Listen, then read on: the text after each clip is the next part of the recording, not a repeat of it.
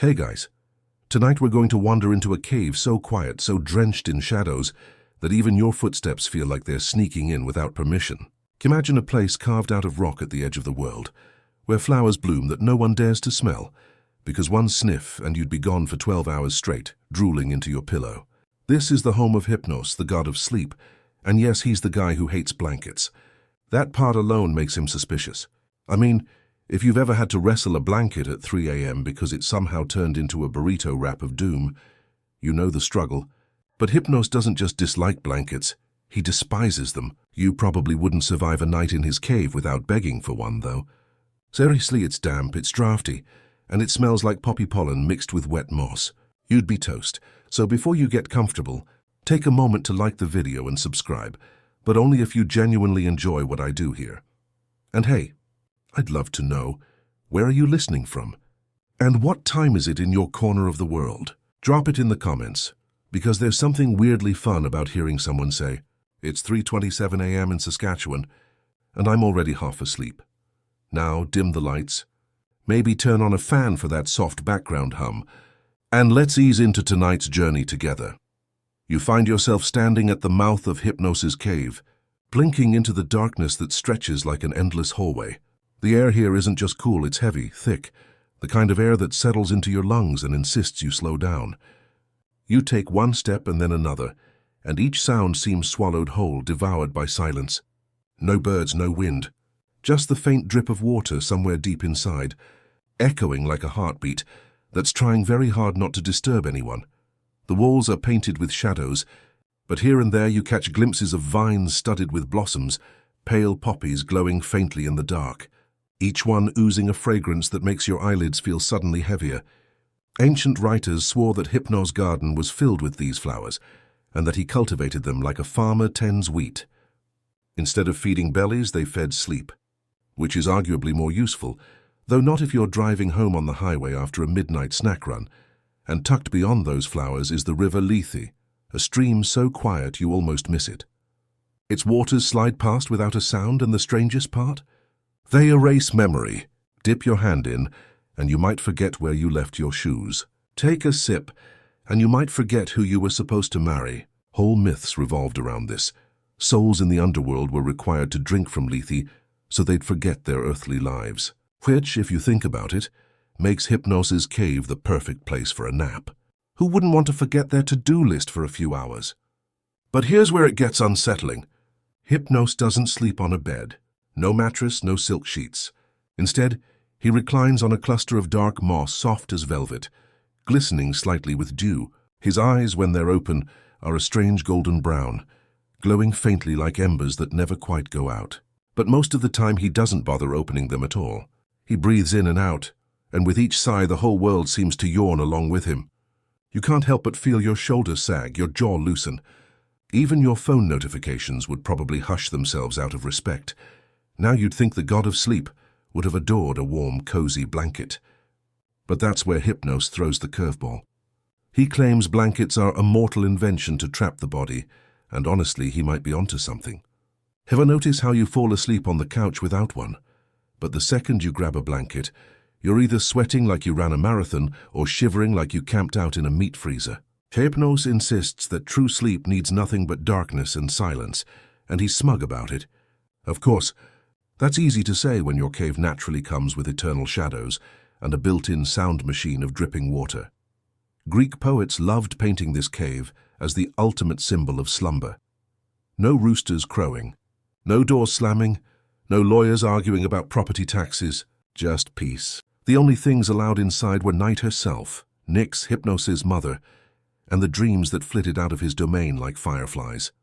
Which means, if you're hearing this story now, you're basically trespassing. And you know what? He doesn't even care. Hypnos never gets angry. The worst he might do is sigh so deeply, you lose track of the plot and drift into unconsciousness. Honestly, that's kind of his brand. But here's a fun, less-known detail. The ancients imagined that Hypnos' cave had no torches, no sunlight, not even moonlight. The only glow came from the faint shimmer of poppies and the sheen of the river Lethe. Picture it. A natural nightlight setup, eco-friendly, and probably very Instagrammable if cameras had existed. Historians still argue whether these descriptions were purely poetic or based on some actual cave sites in Greece that were repurposed as shrines to Hypnos. Some ruins do show traces of strange floral carvings and stone basins that might have held offerings. But scholars, as usual, can't agree. Maybe they just wanted to argue, because staying awake in Hypnos' presence is impossible otherwise. As you linger in this imaginary cave, you realize why people came here, not literally, but in their minds. Sleep was mysterious, a cousin of death, a nightly reminder that humans are fragile. They needed a god to explain it, someone to personify the uncontrollable. Hypnos gave them that. His cave wasn't just a mythological backdrop. It was a metaphor for the hush we all slip into. And right now you're walking in that hush, one step after another, the darkness wrapping around you, not with a blanket, but with something softer, something quieter. The air grows thicker, warmer. You almost stumble as the moss underfoot turns springy, like walking across a mattress that forgot to send you the bill. You sit down for a moment, feeling the poppy-scented breeze curling around you. And even though you know Hypnos hates blankets, you can't help but tug your shirt a little tighter around your shoulders. Some habits are too human to break. Your eyelids twitch, heavy. Your breath deepens without your permission. And if you listen closely, you can almost hear Hypnos himself whisper, "No blankets needed." You sit there on the moss, feeling it sponge slightly under your weight, and you notice that the silence of Hypnos' cave isn't absolute after all. There's a faint hum in the air, low and steady, like 1,000 invisible bees holding one long eternal note. At first you think it's your imagination, maybe your ears ringing from the poppy fumes. But then you realize it's the sound of dreams leaving the cave, slipping into the world above. Each hum is a thread, and those threads weave themselves into the minds of sleeping mortals. You lean closer, and for a split second you almost swear you hear fragments. A child laughing, the slam of a door, a horse's hooves echoing across cobblestones. It's like overhearing the world's strangest radio broadcast, and of course, there are no commercials. The ancients pictured Hypnos as a god who had children, thousands of them, called the oneiroi, the dream spirits. And here's where it gets weird. Each child had a specialty. Morpheus, for instance, shaped dreams into human forms, slipping familiar faces into your sleep so your subconscious would feel at home. Phobetor took charge of nightmares, specializing in creepy animals and monstrous shapes. He's the guy who drops a 6-foot spider into your dream just as you're about to give a speech in your underwear. And then there was Phantasos, who handled dreams of landscapes, objects, and inanimate things. He's basically the set designer of your personal subconscious Netflix special. As you listen to the humming threads around you, you picture these dream spirits tiptoeing out of the cave like actors backstage, each one clutching a prop or a mask. Some carry bundles of animal skins to throw into your nightmares. Others carry parchment and paintbrushes to sketch new cities across your imagination. And you can't help but chuckle at the thought, if every weird dream you've ever had was handcrafted by one of Hypnos' children, then somewhere, right now, Phobetor is still giggling about the time he made you dream that your math teacher was also a dragon dentist. But here's the fun part. Not everyone in ancient Greece agreed on how many of these dream children existed. Some said there were only 3 main ones. Others claimed they numbered in the thousands. Like an army of invisible scriptwriters working night shifts, historians still debate whether the Greeks meant children literally, or whether these were just poetic personifications of different dream types. And you can imagine the arguments. One scholar scribbling furiously, "No, there are definitely 3, while another insists, "Buddy, I counted 22 just last night." You breathe in again, and the poppy scent thickens, almost syrupy. Your vision blurs a little, and suddenly you're not sure whether you're imagining the dream spirits or actually seeing them. Wisps of shadow glide along the walls, their outlines shifting like smoke in a draught. One pauses near you, tilting its head as though curious, and then slips past. Vanishing into the air above, it leaves behind a faint glimmer, a dusting of gold so fine it looks like pollen. You brush it off your sleeve, and the moment you touch it, you remember the last dream you had. Something about being late for a meeting because your shoes turned into bowls of soup. You laugh under your breath. Clearly Phobetor had a hand in that one. Hypnos himself stirs faintly, though his eyes stay closed. You feel the weight of his presence, not heavy or threatening, but inevitable, like gravity. His sigh is enough to make your shoulders slump again, enough to remind you that sleep doesn't need blankets or beds or schedules. It simply arrives uninvited and takes what it wants. You glance at the moss around him, and it's studded with tiny white flowers that seem to glow softly in rhythm with his breath. The whole cave pulses gently, as if in tune with a heartbeat larger than your own. Some myths claim that even Zeus, king of the gods, couldn't resist Hypnos. On one occasion, Hera persuaded Hypnos to lull Zeus into sleep so she could meddle in the Trojan War without interference. Hypnos, cautious at first, eventually agreed, and it worked. Zeus, the thunder-throwing, world-shaking god, was out cold, snoozing like a baby. Think about that. The god who hurls lightning bolts can be undone by a yawn. That's like finding out your boss, the one who terrifies you in meetings, falls asleep instantly whenever he hears smooth jazz. A little humiliating, a little funny, and very, very human. And here's an odd detail. In that story, after knocking Zeus out, Hypnos supposedly fled to his mother, Nyx, for protection. Nyx was older than the gods themselves, a primordial force, and even Zeus respected her. It's as if Hypnos knew, okay, I can put the king of Olympus to sleep, but I'd better have Mom on speed dial just in case. There's something endearingly relatable about that, divine or not. Sometimes you still need your mother to bail you out. The cave deepens as you wander further, and the hum of the dream spirits fades into softer murmurs, like the hush of a crowd about to fall silent. You feel your own thoughts slowing, thickening as if Hypnos is tugging at them one by one, filing them away into drawers you can't quite see. The drawers close gently, one after another. That email you forgot to send, that embarrassing comment you made at lunch 3 years ago, the fact that you left laundry in the washer. Click, click, click, gone. Sleep isn't just rest. It's storage cleanup, and Hypnos is your celestial janitor, tidying your brain while you drool. You stretch your legs out, sinking deeper into the moss. The air wraps around you, warmer now though still damp. A droplet of water plinks into the lethe nearby, and for a heartbeat you forget why you even came into the cave. The thought vanishes, slipping away downriver, and you don't even miss it. Hypnos is teaching you in his own quiet way that sometimes forgetting is the only way to rest, and as you close your eyes, just for a moment you swear you hear him whisper again, not with words, but with the sound of silence itself. It's a lullaby without melody, a promise that even the loudest world can be hushed. You let it sink into you like ink into parchment, staining your thoughts with calm. You lean back, letting your shoulders sag until the damp stone behind you feels almost like a pillow. The cave breathes around you, and for a moment you wonder what it would be like if Hypnos actually opened his eyes. Would they glow like embers? Or would they simply look tired like yours after a long week of pretending you love spreadsheets? Ancient artists never agreed. Some painted him with wings sprouting from his temples, others gave him a gentle face with curls as soft as down. Either way, there's always this paradox. The god of sleep is never fully awake.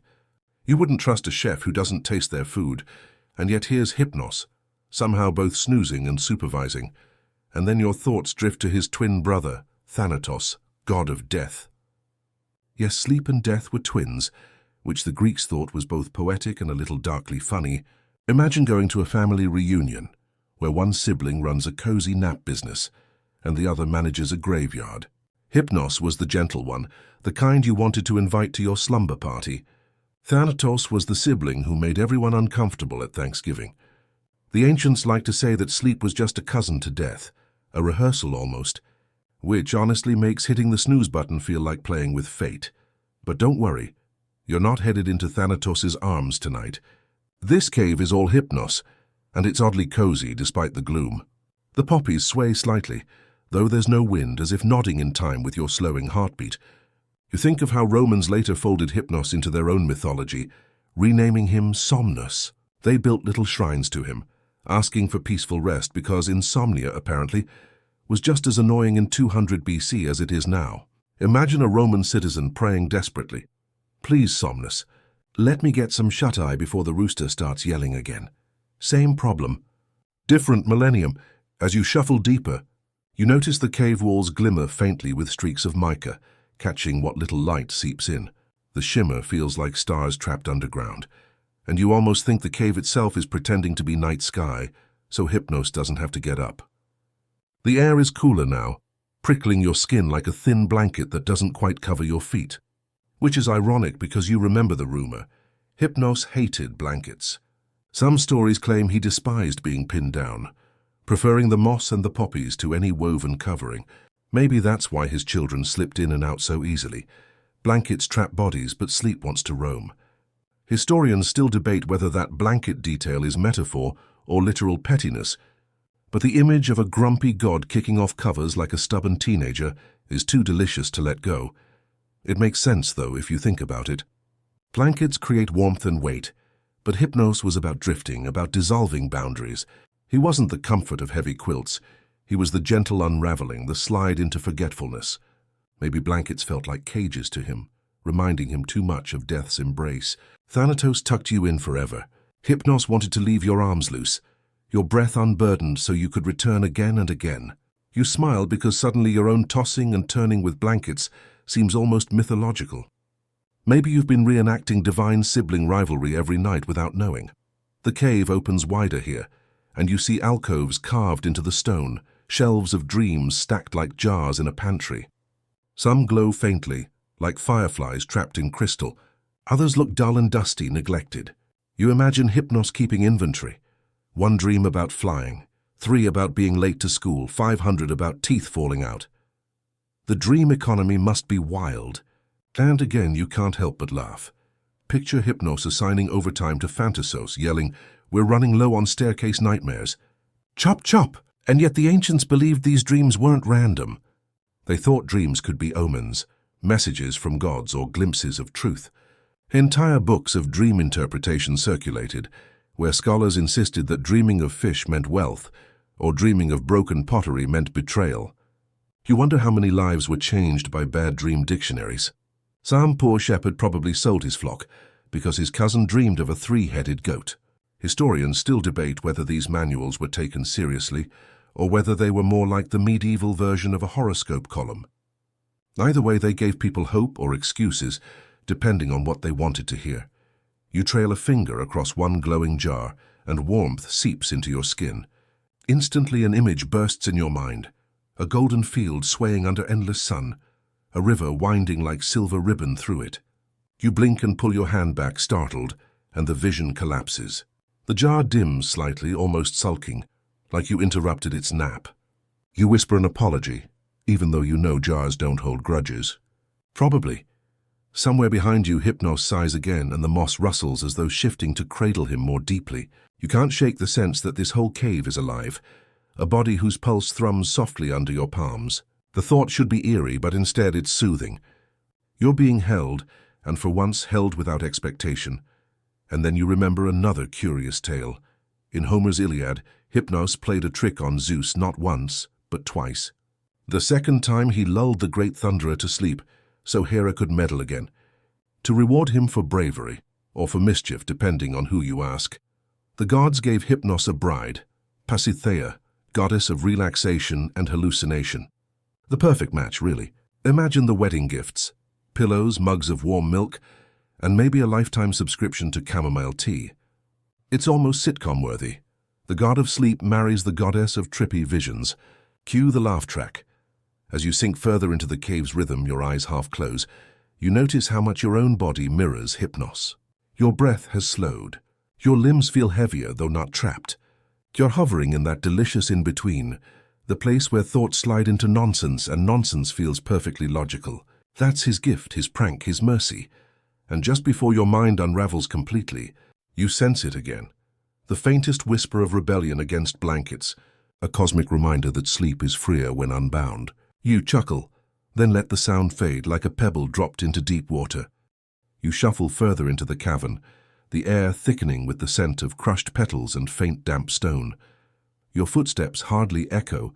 Instead, they sink into a hush that feels curated, like Hypnos hired silence itself as a doorman. Ahead, a narrow stream trickles lazily, its surface scattered with fallen poppy petals, glowing faint crimson in the gloom. The sound is barely more than a whisper, a reminder that here even water knows better than to wake the god. You crouch to dip your fingers, and the coolness lingers on your skin, as though the stream itself wants you to nap right beside it. It's easy to imagine why the Greeks tucked Hypnos so far from Olympus. The gods of thunder and war needed wide-open skies, roaring stages for their drama. Hypnos? He got the basement suite. The cave wasn't punishment, though. It was sanctuary. A place no mortal or immortal could barge into without slowing, softening, shedding their clamor at the door. Even Ares, the god of war, once fell victim to Hypnos's craft. There's an old story where Hera bribed Hypnos to put Ares to sleep mid-battle just so she could meddle in the Trojan War. Picture the god of war snoring on a battlefield, like a soldier who got too comfortable in his foxhole. Historians still debate whether that tale was pure invention or political shade thrown at warmongers. But the idea of war collapsing into nap time carries a poetic justice you can't resist. As you rise, you notice niches carved into the stone walls, each holding statues of Hypnos's many children, the oneiroi, the dream spirits. Some stand proud with wings outstretched, others fold in shadows. There's Morpheus, the shaper of human dreams, often depicted with poppy crowns and a talent for mimicry. You imagine him today as that friend who can perfectly imitate everyone in your group chat, equal parts annoying and impressive. Then there's Phobetor, who specialized in nightmares shaped like animals, lions, bears, serpents. Thanks, Phobetor, for inventing the first horror film genre. And of course, Phantasos, dealer in strange dream landscapes of stone, water, and inanimate oddities.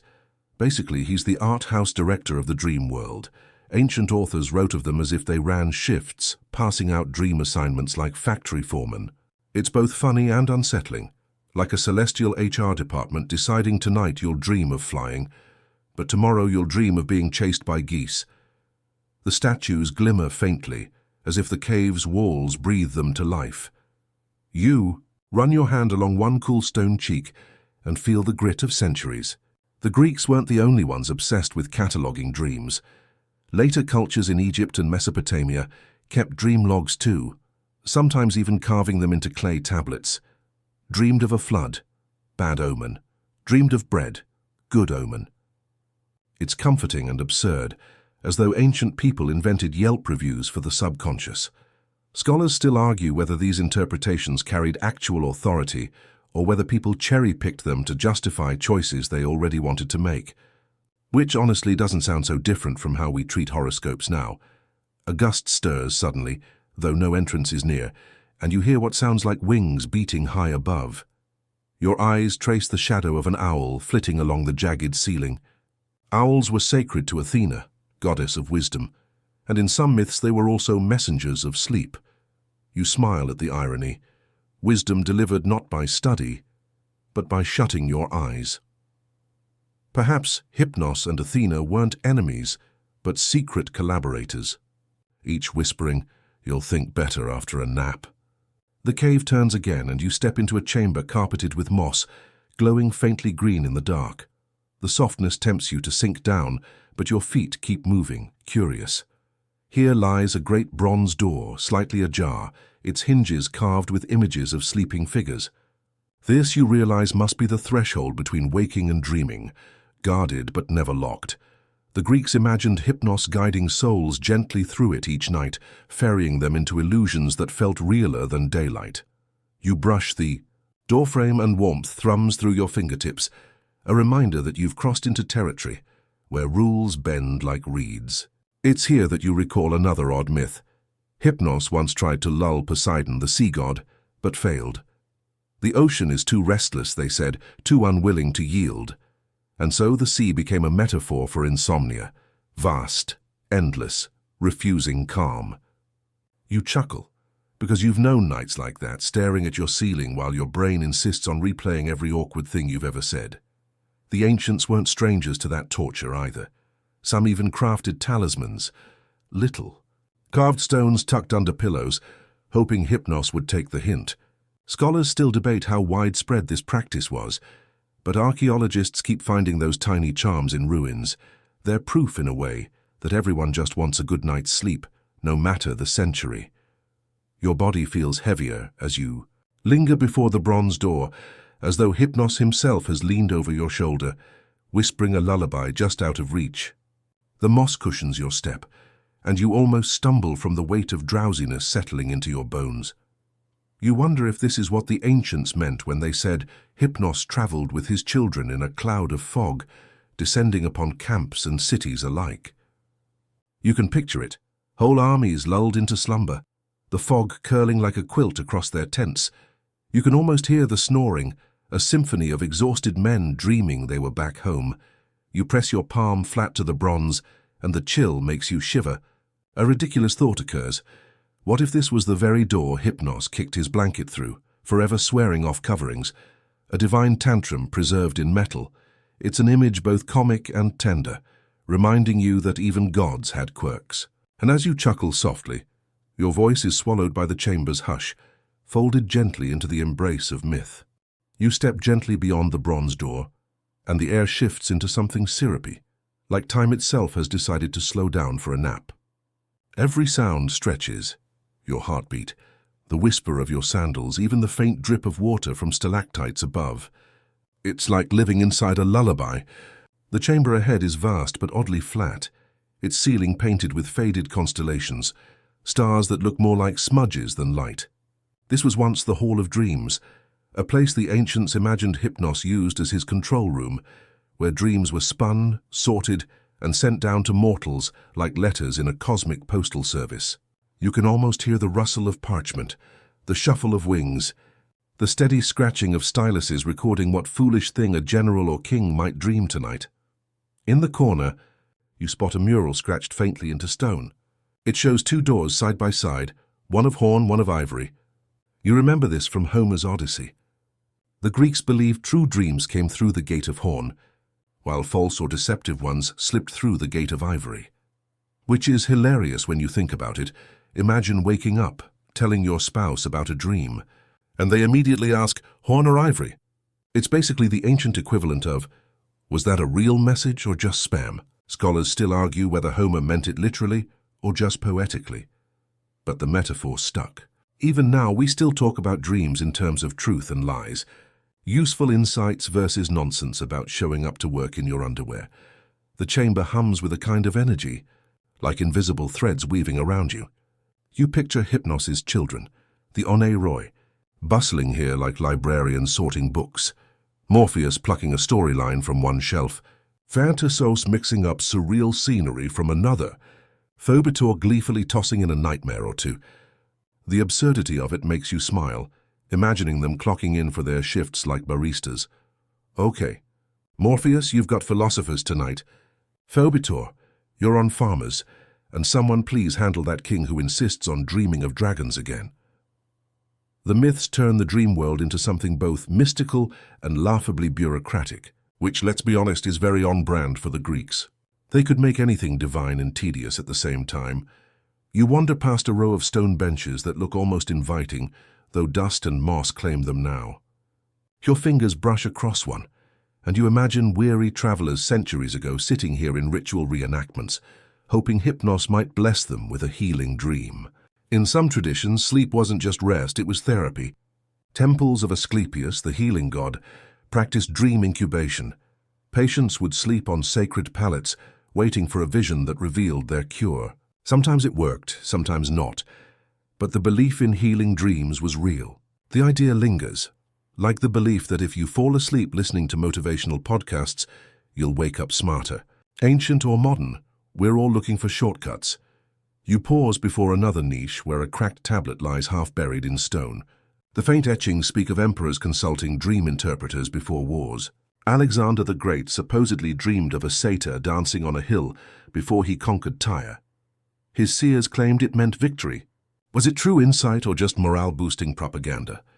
Historians still debate whether such dreams guided actual decisions or were spun after the fact to make kings look destined. Either way, the image of a mighty general basing strategy on dream satyr interpretive dance is too good to pass up. You can almost picture Alexander waking up and muttering, well, if the satyr says so. The chamber grows darker the deeper you step, shadows curling like lazy cats. You feel your body loosen, as if even your muscles remember the rules here. No tension, no sharp edges, only softness. A breeze brushes your face, carrying the faint scent of poppy again. The flower was Hypnos' signature, often painted in his hair, sometimes pressed into his hands. The Greeks believed poppy juice brought drowsiness, and the Romans later ran with it, mixing it into medicines. Of course, you know where that leads. Opium, morphine, and the messy human habit of turning divine metaphors into addictive substances. Scholars still argue whether the myths of Hypnos with poppies were symbolic or literal references to narcotics. Maybe the ancients just liked decorating their sleep god with flowers, or maybe they were hinting at early pharmacology. Either way, you stand surrounded by a fragrance that feels like someone just sprayed the ancient equivalent of melatonin mist. There's a comic edge to it too. Imagine Hypnos tossing poppy petals like confetti over sleeping mortals, only to sneeze and accidentally knock someone wide awake. Or worse, his kids playing pranks. Phobator slipping an extra petal into your dream so suddenly your nightmare goat has wings. Ancient mythology may have been reverent, but you can bet someone back then snickered at these possibilities. The way we laugh about sleepwalking today. Your steps slow as you approach the far wall, where two half-broken columns lean precariously. Between them, a faint shimmer hangs in the air like a doorway painted with nothing but fog. You sense it's not just another passage, but something more, a veil between the mundane and the surreal. Maybe the Greeks imagined this as the very seam where dreams stitch themselves into the fabric of reality. Maybe it's just your imagination, fraying a little in the quiet. Either way, the shimmer beckons. You lean forward almost close enough to touch. The fog ripples faintly, and for a heartbeat you think you see shapes moving within. An army sleeping in their tents, a farmer napping in his field, a queen sighing into silk pillows. Dreams bleeding back into waking life, like reflections caught between mirrors. It's strangely tender, the reminder that sleep doesn't belong only to gods or kings, it belongs to everyone. Every snore, every mumble, every midnight toss and turn is part of this endless archive. And then, just as you blink, the shimmer fades, leaving only plain stone. Your chest loosens with a soft chuckle. Maybe you imagined it. Maybe that's the point. In Hypnos' halls, you're never quite sure what's real and what's illusion. Which, let's be honest, is basically the same as any night you've tried to calculate whether you dreamed you sent that awkward text or actually did. The Greeks didn't need smartphones to experience that particular panic. You step back from the wall, the hush wrapping you again, and the chamber exhales like a great cat curling into slumber. You follow its lead, your pace slowing, your body sinking deeper into the rhythm of this endless dream. You shuffle onward, and the chamber narrows into a winding corridor that feels more like the throat of some great creature than stone. The air vibrates faintly, a hum so low it tickles the bones in your chest. You realize it's not the stone humming. Its voices, distant, layered, and countless, like thousands of people mumbling in their sleep. You've entered the passage where the oneiroi, the dream spirits, slip in and out of the mortal world. The Greeks imagined them as Hypnos' children, each one carrying a different flavor of dream. Morpheus with human forms, Phantasos with landscapes and strange illusions, Phobator with animals and nightmares. And if you squint into the shadows now, you swear you see them moving, tall and thin as reeds, flickering in and out like the shapes you catch at the edge of your vision before bed. One form, broader and steadier, pauses near you. Morpheus, perhaps, the one most mentioned in myths. He was said to slip into the dreams of kings and heroes, wearing disguises so convincing that even gods couldn't tell them apart. The name Morpheus comes from the Greek for form or shape. You can almost laugh at the thought, the ultimate method actor centuries before Hollywood. Imagine him receiving a script from Hypnos. Tonight you'll play a worried farmer, tomorrow a seductive queen. Don't forget your lines. Historians still debate whether Morpheus was a late invention, added by Ovid in Metamorphoses, or whether he had older roots in oral tradition. Either way, his role as dream shifter stuck, leaving us with words like morphine and morphology, proof that even divine improv can influence science. Nearby, a leaner figure slips past, feathers trailing like ink strokes in the air. That would be Phantasos, patron of illusions and landscapes. His dreams weren't about people, but about things. Mountains that bent in impossible curves, rivers running with honey, trees that sang lullabies. Basically the special effects department. You picture him striding past other oneiroi muttering, "Sure, Morpheus, your kings are realistic, but did you see my upside-down waterfall?" Absolute masterpiece. The Greeks used his name to explain the bizarre scenery in their sleep, but you can almost hear modern scientists nodding along. Yes, that's the brain stitching random memory fragments together, like a toddler with a glue stick. Still, mythology got there first. And then there's Phobitor, the one you definitely don't want crawling into your bedroll. His specialty: nightmares, often delivered in the shapes of beasts. Tigers, snakes, wolves, creatures lunging out of the dark with teeth gleaming. His name means the one who frightens, and the Romans later called him Iselos, meaning semblance. He's the reason you wake with your heart racing after a dream about being chased by something ridiculous, like a goose with glowing eyes. Scholars still argue whether the ancients truly believed nightmares were divine punishments or just shrugged them off as bad digestion. Either way, Phobitor has survived in our vocabulary too. Phobia, the little ghost of his name, still lurking in every irrational fear. The corridor bends, and you glimpse a mural carved into the wall, Hypnos standing at the center, the oniroi streaming out of his hands like ribbons of smoke. Some curl into shapes of men, others into mountains or beasts. The artistry is rough but powerful, and you can't help but think it looks like an ancient storyboard, a comic strip of how dreams were imagined. You chuckle softly. It's basically the mythological version of a PowerPoint presentation. Slide 1, Hypnos disperses the dream spirits. Slide 2, audience claps politely. Your sandals scrape lightly as you step deeper, and the hum of voices grows louder, though you can't distinguish words. It's not unpleasant. More like being in a crowded cafe where everyone whispers at once. The sound is oddly soothing, as if each whisper smooths another wrinkle from your thoughts. You find yourself wondering, did the ancients ever sit in chambers like this and think they actually heard dreams moving around? Or is it only you lulled by the idea? Ahead, the passage widens into a small grotto lit by faint blue glow. 3 stone benches face each other, as if the Oneiroi once gathered here in council. You picture them arguing like siblings, Morpheus complaining about too many kings requesting dream omens, Phantasos insisting on more artistic freedom, Phobitor snickering as he slips nightmares into the mix. The humor of it lands sharply. You realize Greek mythology often humanized divine beings not to flatter them, but to poke fun at how petty even gods could be. It's as if the ancients wanted you to know. Don't take your dreams or your gods too seriously. You sit on one of the benches, the stone cold but grounding.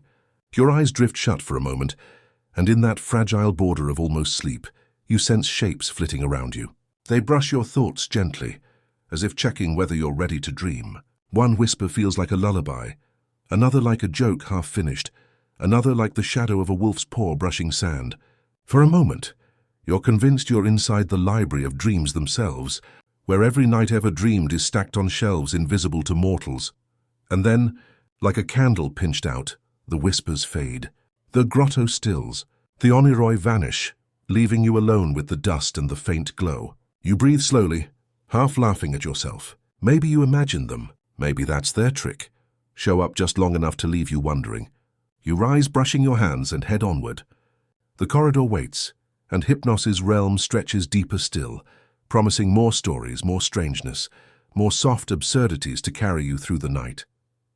The corridor you've been tracing finally opens like a sigh into a cavern, so vast it feels less like stone and more like sky. The ceiling arches high above you, black as polished obsidian, speckled faintly with pinpricks of gold leaf that resemble stars. You realize this isn't merely a chamber. It's a shrine carved to honor the one who made even the gods uneasy. Nyx, the primordial goddess of night, mother of Hypnos, the shadow before dawn, the velvet that wraps the world. The Greeks spoke of her with reverence and caution, for even Zeus, storm-wielding king of Olympus, was said to fear her. If Hypnos could tug at the edges of divinity with sleep, Nyx was the one who set the boundaries of darkness itself. You take a careful step into her presence, and the floor muffles your sound as though the very rock prefers silence in her company. At the far end, a relief shows Nyx with her wings unfurled, vast and inky, stretching over mountains and seas. Hypnos appears beneath her, small by comparison, nestled at her side like a child tucked into bed. The image is startling. Hypnos, the gentle god who humbles kings, still depicted as a boy under his mother's wing. You can't help but chuckle softly at the thought. Even gods who control sleep apparently never outgrow needing their mom. Some things never change, But Nyx was more than a doting parent. Ancient poets told how she birthed not only sleep, but also death, Thanatos, his twin. Together, the twins represented what the Greeks saw as natural kinship, sleep as the rehearsal, death as the performance. Some even called her the mother of doom, strife, and fate itself. You feel the weight of that genealogy pressing down in this cavern, as though every shadow carries not only gentleness, but inevitability. Historians still debate whether Nyx was an independent deity worshipped in cults, or mostly a poetic figure invoked by Hesiod and later writers. The ambiguity only sharpens her mystique. The cavern air is cool, almost damp, carrying a faint mineral tang. You imagine torchlight from centuries ago, glinting on these carved wings. Priests whispering hymns while merchants left offerings. Perhaps a bolt of black cloth, a carved owl feather, or even a bowl of poppy seeds to encourage restful sleep. Somewhere you can almost hear their mutters, hoping that Nyx would guard their families through the night. The absurdity isn't lost on you.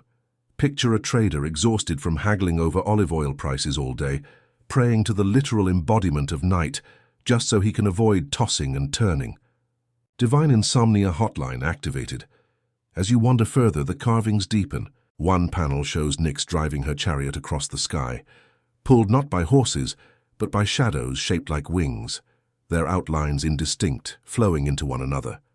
The Greeks imagined her as the counterpoint to Hemera, her daughter, who personified day. One would retreat as the other advanced, an endless loop, like the universe's most patient game of tag. You smirk. Imagine Nyx and Hemera passing each other at the cosmic time clock. Your shift starts now. Don't forget to clock in. Even the gods had work schedules.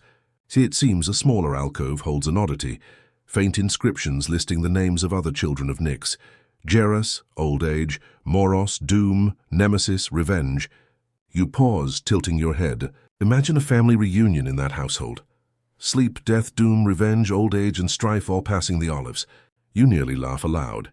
Thanksgiving dinner at their table must have been absolutely miserable. Scholars still debate whether these personifications were literal offspring of Nyx in early tradition, or symbolic children attributed later by poets trying to explain universal forces.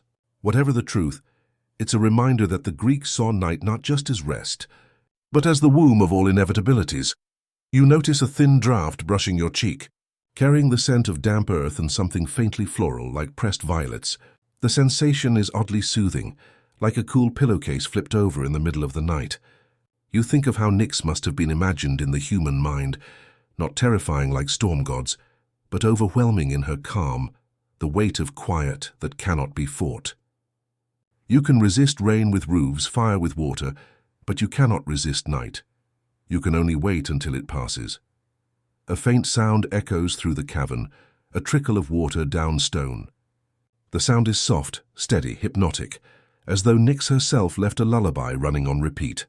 You lean against the wall, tracing your fingers over carved feathers, and feel the smoothness where centuries of hands have done the same.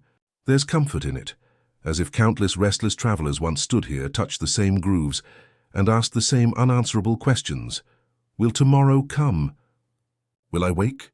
The carvings shimmer faintly in the low light, the shell-gold flecks catching even the smallest glow. They resemble constellations sprinkled across black stone, and for a moment, you imagine the cavern dissolving into the actual night sky. Hypnos sleeps still under Nyx's wing. Death waits quietly beside him, and you, the wandering intruder, stand on the threshold, a mortal pressed between myth and silence. The humor creeps back in, though. Imagine explaining to modern friends that your bedtime story tonight involved Death's mom tucking in sleep like a fussy toddler. They'd raise eyebrows, sip their coffee, and say, "Yeah, you definitely need a nap." The air cools further, the hum of the Oniroi behind you fading completely. You know it's time to move on, deeper into Hypnos' dominion. But before you leave, you glance back at Nyx one last time. Her wings stretch forever, wrapping gods and mortals alike, and you feel that hush settle into your bones. Whatever debates historians hold, whatever myths twist and overlap, one truth remains: when night falls, it falls for everyone. Kings, farmers, gods, you no exceptions, and with that, you step into the next passage, carrying the calm weight of Nyx with you, like a cloak draped around your shoulders, cool and inevitable, soft as sleep itself. The passage tightens, the air thinning like a drawn breath, and you feel the hush deepen into something heavier. The carvings along the walls begin to shift. Less feathers and poppies now, more skeletal wings, harsher lines etched with an almost reluctant hand. You recognize what's coming before you see it. If Hypnos is the gentle hand easing your eyes closed, then Thanatos, his twin, is the hand that never lets go. The Greeks pictured them side by side, sleep and death inseparable as dawn and dusk, the rehearsal and the finale. You step carefully, half expecting the shadows themselves to nod in acknowledgement. There he is, a panel carved in flat relief, showing Thanatos and Hypnos together, twins with mirrored faces but different eyes. Hypnos's gaze is lowered, serene as though already drifting into dreams. Thanatos's eyes, by contrast, look directly outward, steady, unblinking. It's unsettling, like staring at an old painting where the eyes follow you around the room. Ancient poets often describe Thanatos with wings dark as ravens, carrying mortals softly into Hades. Not violent, not cruel, just inevitable. He wasn't the monster pop culture might imagine, but more like the night nurse who doesn't ask your opinion. You almost want to laugh at the thought, "Hey, sorry, you're on the list." No use arguing. Your footsteps crunch faintly on grit underfoot, and you notice small niches carved into the walls. Some hold offerings, broken lamps, cracked pottery, tiny figurines, maybe left by travelers begging Hypnos for rest without Thanatos's permanent company. After all, the Greeks understood the connection too well. One nap too deep and you might not wake. They even used the same word roots for both sleep and death in poetry, a reminder that the line between them was thin as a bedsheet. Historians still debate how much the Greeks feared Thanatos versus simply accepted him. Some sources depict him as gentle, others as merciless. The uncertainty leaves you with a shiver that no cloak can warm. A soft drip echoes again, and in that sound you imagine Thanatos's footsteps, measured, unhurried, never late. Unlike Hades or Zeus, he had no cults clamoring for his favor. No temples rose to him, no grand sacrifices. Because who would pray to death, really? The silence is part of his dominion. Still, a few scattered shrines did exist. Archaeologists occasionally uncover simple stelae, places where families whispered for a gentle passing. You can't help but picture the requests. Please make it quick, not messy, and if possible, don't let Uncle Dionysios snore on the way. Even mortality comes with customer service complaints. It seems. Your gaze catches another carving, Thanatos and Hypnos together, carrying the slain Sarpedon from the battlefield of Troy. It's one of the most famous myths, painted even on pottery, the twin brothers lifting the hero's body while Hermes, guide of souls, leads the way. You pause, imagining the scene in color, the gleam of bronze armor, the weight of the corpse borne not by gravediggers but by literal personifications. Sleep carrying one shoulder, death the other. It's strangely tender, almost familial.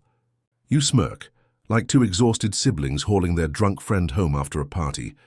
Only in this case, the destination is the underworld, not a dorm couch. The air grows cooler, and you notice faint streaks of white mineral deposits trailing down the stone like frozen tears. You lean closer, tracing the brittle edges, and wonder if ancient visitors once interpreted them as Thanatos's weeping, or perhaps as the residue of countless candles burned low. Either way, it adds to the atmosphere. Death doesn't shout. It lingers quiet, steady like water wearing away rock. Then a strange comfort hits you. In Greek thought, Thanatos wasn't punishment. That job fell to the Erinyes, to Hades, to Tartarus. Thanatos was simply the boundary. He didn't choose who went. He only carried them across. That's why he was sometimes depicted with wings of white as well as black, a softer image, like a nurse folding sheets. You chuckle quietly. If hospitals today had statues of Thanatos holding clipboards, maybe people would feel less anxious about surgery, or more depending on the decor. Historians still argue whether Hypnos and Thanatos were worshipped as true gods or merely invoked in poetry, useful metaphors for forces too big to ignore. Some say cults of sleep healers blurred the lines, praying for Hypnos to visit, without his brother tagging along. Others insist that Thanatos was never really adored, only acknowledged, like a neighbor you wave to but never invite over. Either way, the twins walked hand in hand in the imagination, impossible to separate. The path ahead forks. One tunnel slopes upward toward a faint glimmer of light. The other descends steeply, shadows pooling like ink. You hesitate. sensing that the deeper path belongs more to Thanatos than to Hypnos. A breeze brushes past, carrying the chill of earth untouched by sun. It feels like a quiet warning. Walk carefully, the line between nap and forever nap is thinner here than anywhere else. You can't resist a dry grin. It's the kind of thought that makes bedtime terrifying, like realizing your blanket might be conspiring against you.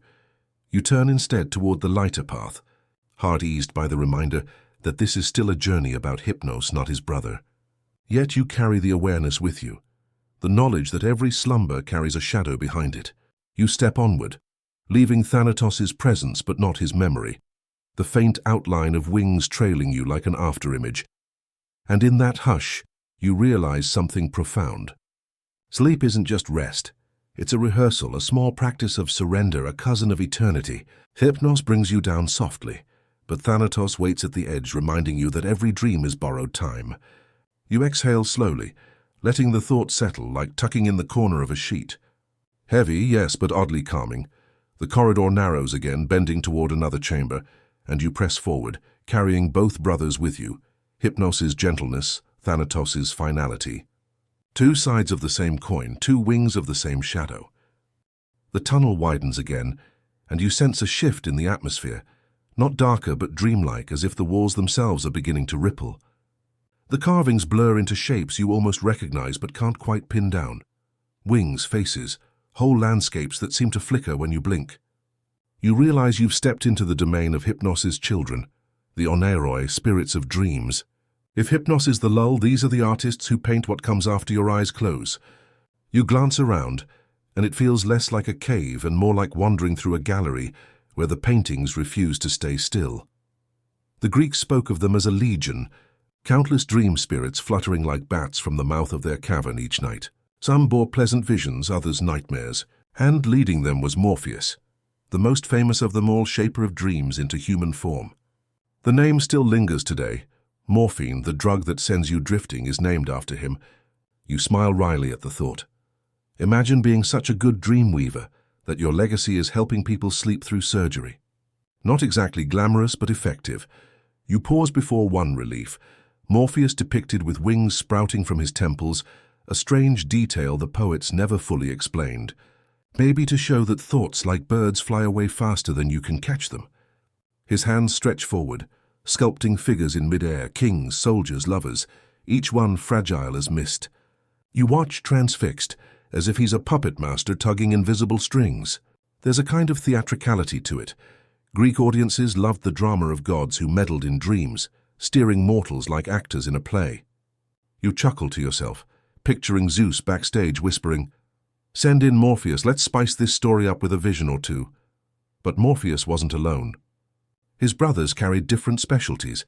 Phobetor, the one who crafted dreams of beasts, terrifying visions that made sleepers thrash and sweat. And Phantasos, who conjured dreams of inanimate things, stones, rivers, clouds drifting across the mind's stage. It's oddly specific, like a family business with very niche departments. You imagine the morning meeting. "All right, Morpheus, you handle the kings and queens tonight. Phobetor, unleash a few lions. Phantasos, make sure someone dreams about a vase." It's absurd, but it fits the strange bureaucracy of the Greek divine. Historians still debate whether these dream gods were true deities or just poetic flourishes, metaphors that later took on lives of their own.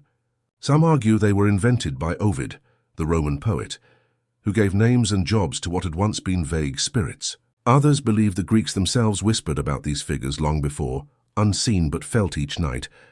The truth, as usual, sways somewhere between like a curtain in a draft. You find yourself grinning. Leave it to scholars to argue over whether your nightmare about falling off a cliff was divine intervention or just too much goat stew before bed. The chamber flickers again, and suddenly you feel it, the weightless, half-real sensation of slipping into a dream. Colors brighten unnaturally, the torchlight swelling gold and crimson. The stone floor softens underfoot, and for a moment you think you're walking on clouds. That's the trick of Morpheus, convincing you that the impossible is ordinary. You glance down and see your own hand blur at the edges, as though you too are becoming a sketch in someone else's imagination.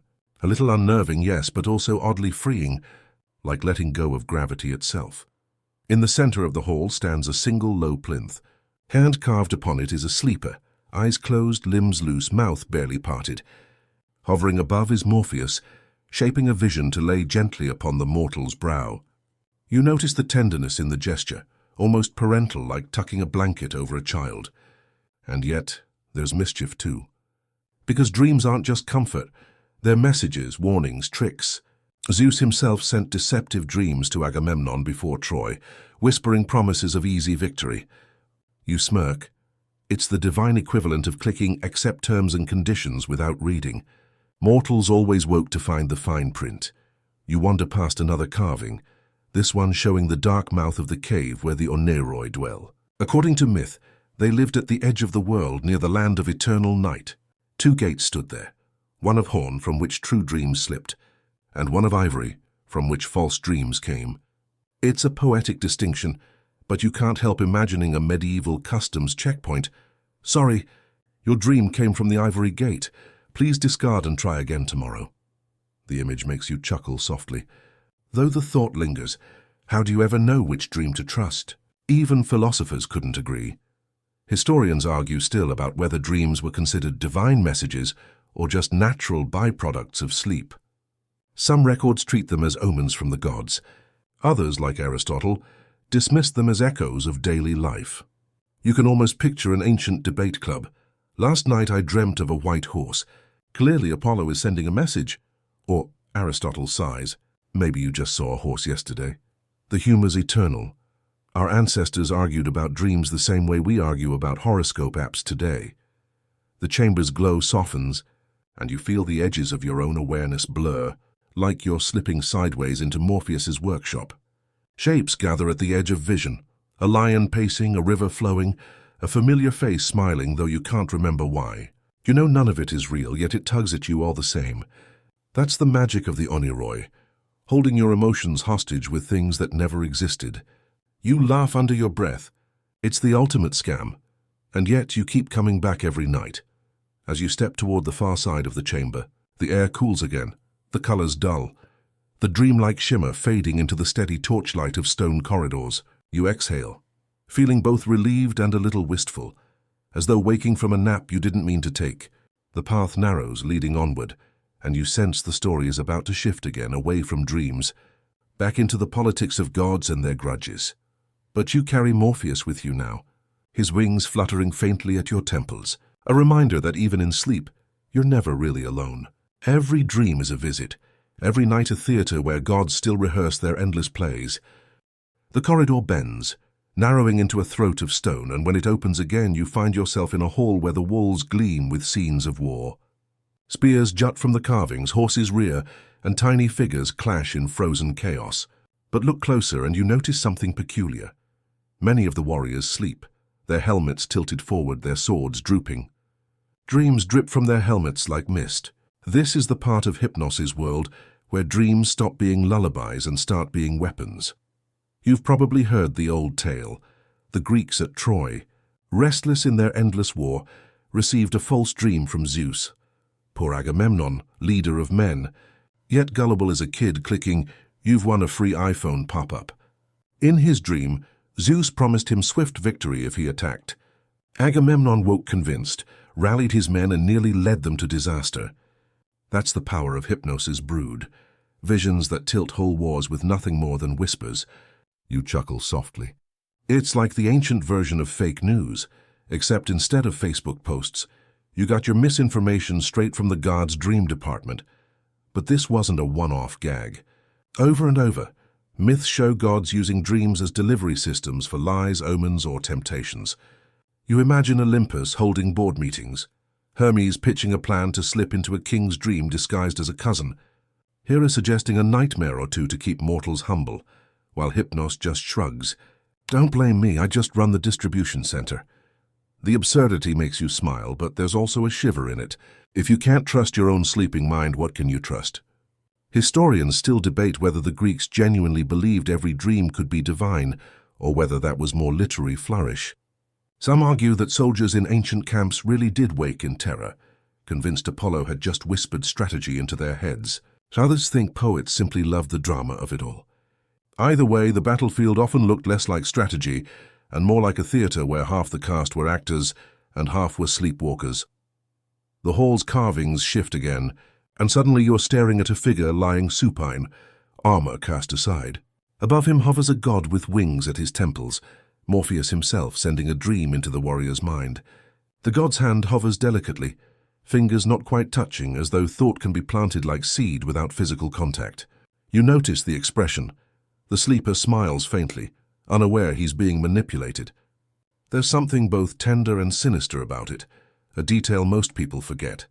The Greeks believed dreams entered through the mind, but could affect the body. A false vision of victory might make you stand taller, march harder, even bleed slower when struck. Some myths hint that Hypnos' touch slowed wounds or dulled pain, much like morphine does today. And yes, the coincidence isn't lost on you. It's funny how a mythological figure winds up moonlighting as a pharmaceutical brand centuries later. The air of the chamber feels heavy, as though dream fog clings to your skin.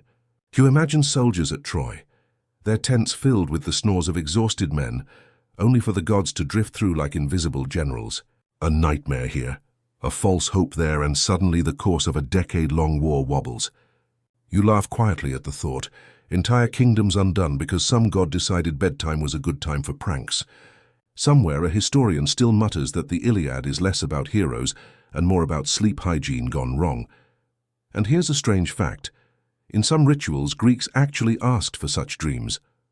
They would sleep in temples, a practice called incubation, hoping the gods would send visions of healing or guidance. Imagine willingly checking into a divine Airbnb, hoping your host will whisper useful advice while you nap. Sometimes it worked. Pilgrims claimed miraculous cures after dreaming in Asclepios shrines. Other times probably less so. You can almost hear the complaints. Dreams promised I'd get better. Still coughing. It's the eternal gamble. Faith in the night to bring answers the day can't.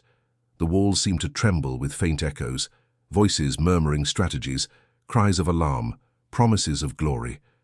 You realize you're standing in the very heart of how myths viewed power. Victory not through muscle, but through suggestion. Dreams became propaganda with divine polish. And honestly, isn't that more terrifying than a sword? At least with blades you can see the swing coming. With dreams, the strike happens before you even wake. Historians argue endlessly whether these dream manipulation stories reflected actual belief or were symbolic warnings about rulers being too gullible. Maybe Agamemnon wasn't the only one tricked by sleep.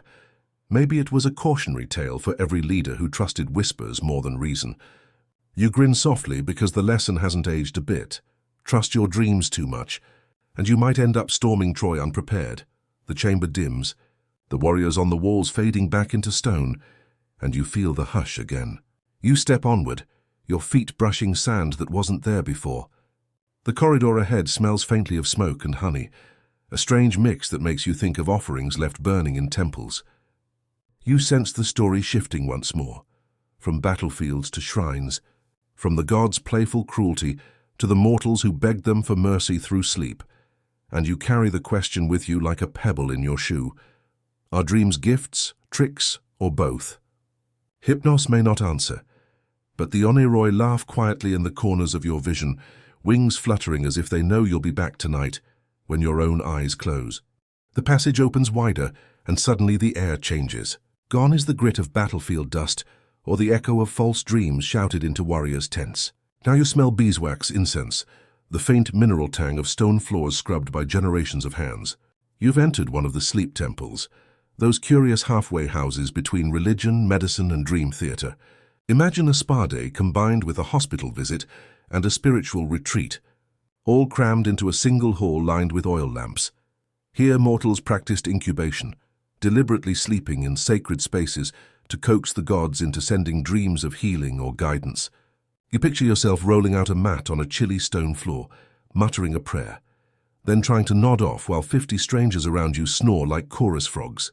Not exactly luxury, but for the ancient Greek seeking relief from illness or confusion, this was as close to divine customer service as you could get. The most famous were the temples of Asclepios, god of healing. Pilgrims dragged aching bodies and weary minds into those sanctuaries, hopeful that a dream would reveal the cure. Maybe a vision of herbs to gather, or a ritual to perform, or simply the reassurance that recovery would come. It's strangely moving. You can almost see the desperate faces. People clutching offerings of honey cakes or clay models of their afflicted limbs, laying them down in hope the god of medicine would glance their way. And Hypnos. He lurked nearby too, a quiet technician in the background. After all, no healing dream could reach you without his permission. You chuckle softly at the thought. Hypnos, gatekeeper of the night, essentially running the bouncer's list for sacred visions. You want a dream from Asclepios? Fine. But you'd better get past the god of sleep first. You imagine him yawning, stamping dream passports with a lazy hand, maybe even rejecting a few just for fun. Historians still debate how much of this was genuine belief in divine intervention and how much was the placebo effect wrapped in incense and ceremony. Some argue the power of suggestion really did spark recoveries.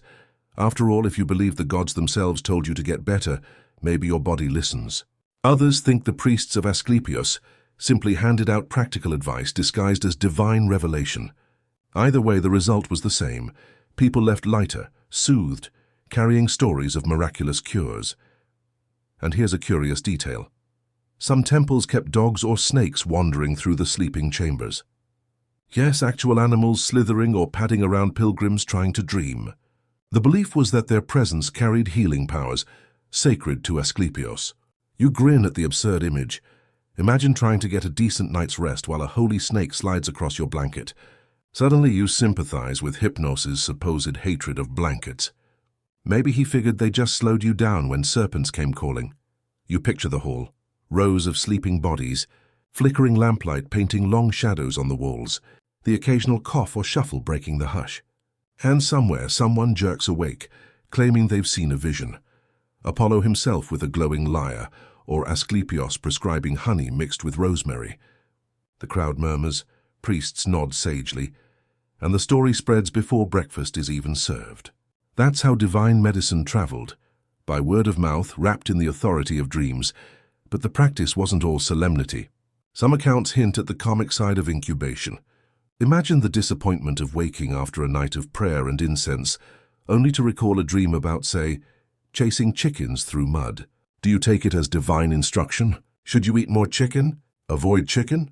Historians still debate whether priests conveniently interpreted such nonsense dreams into something useful, or whether they just shrugged and moved on.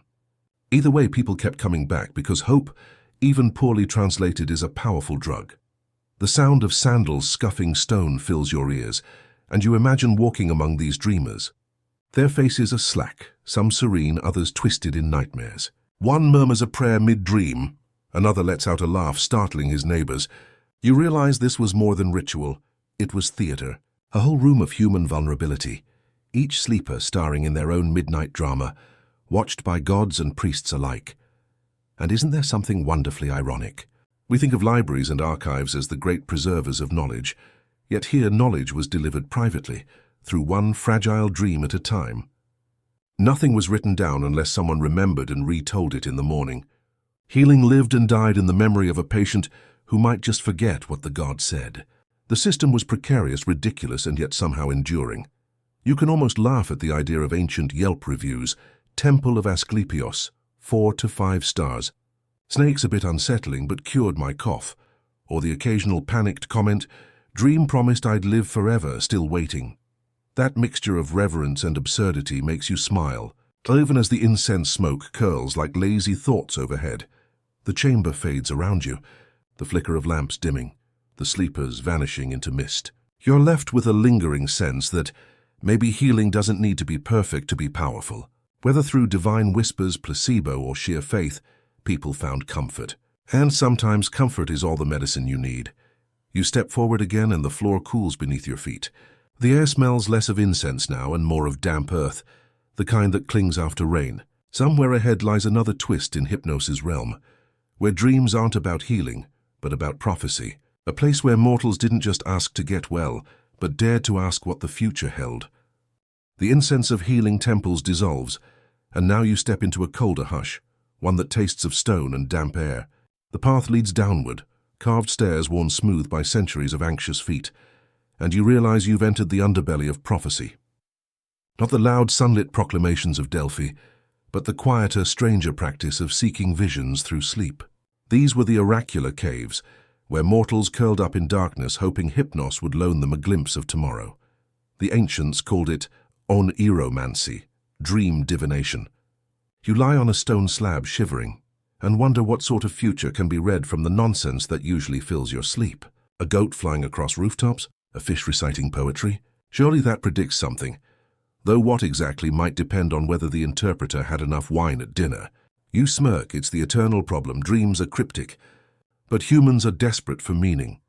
One of the more famous sites was at Amphiaraon near Oropos, where hopeful pilgrims slept on animal skins after offering sacrifices. They believed the hero Amphiaraos, swallowed alive by the earth in myth, still whispered answers from below.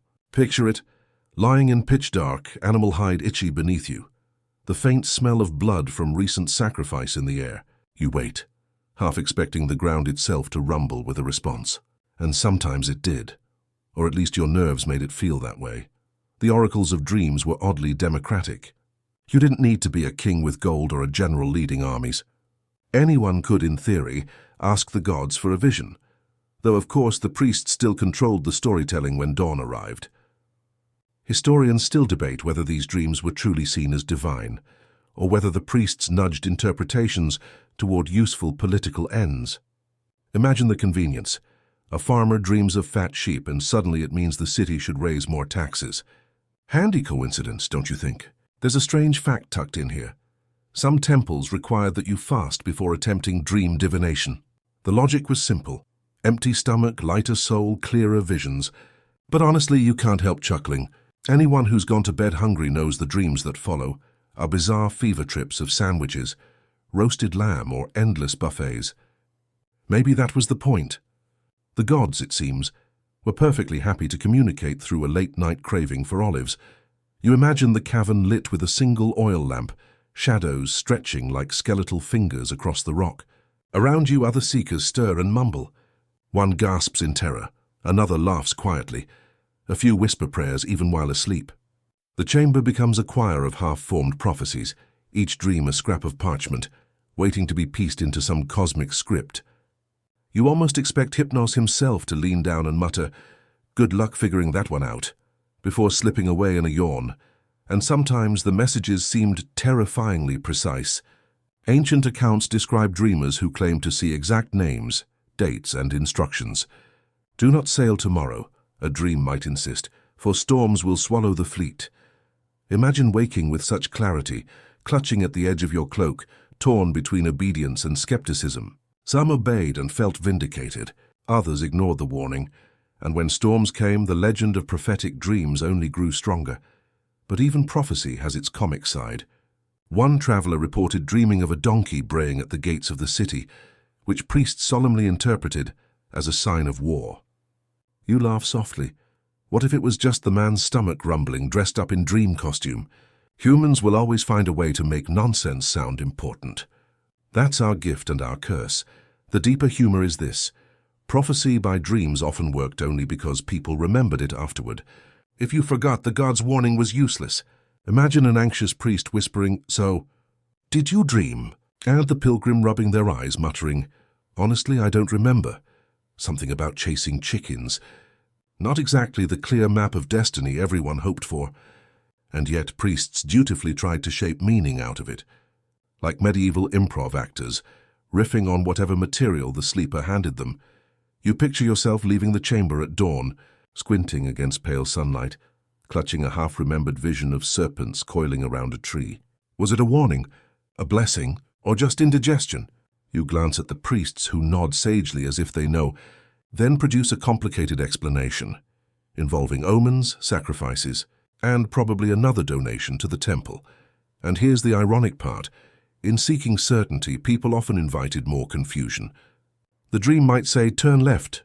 The priest might say it means "turn right," and you're stuck hesitating at the crossroads. Historians still debate whether this was a flaw or a feature. Did the gods want to keep mortals uncertain, or did priests simply enjoy the power of ambiguity?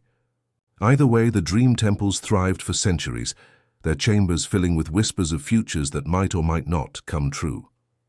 As you climb back up the stone steps, you feel the air lighten. The night has not given you a map, but it has wrapped you in possibility. And perhaps that's the real gift of prophetic dreaming. Not certainty, but the reminder that tomorrow is always a story waiting to be told. The dawn spills wider, painting the horizon in saffron and rose. You walk forward, carrying not the weight of exact prophecy but the softness of suggestion, the way a lullaby doesn't give instructions but still guides you gently into sleep. Ahead lies another fold in Hypnos' realm, where dreams weren't only about healing or prophecy, but about sheer wild creativity.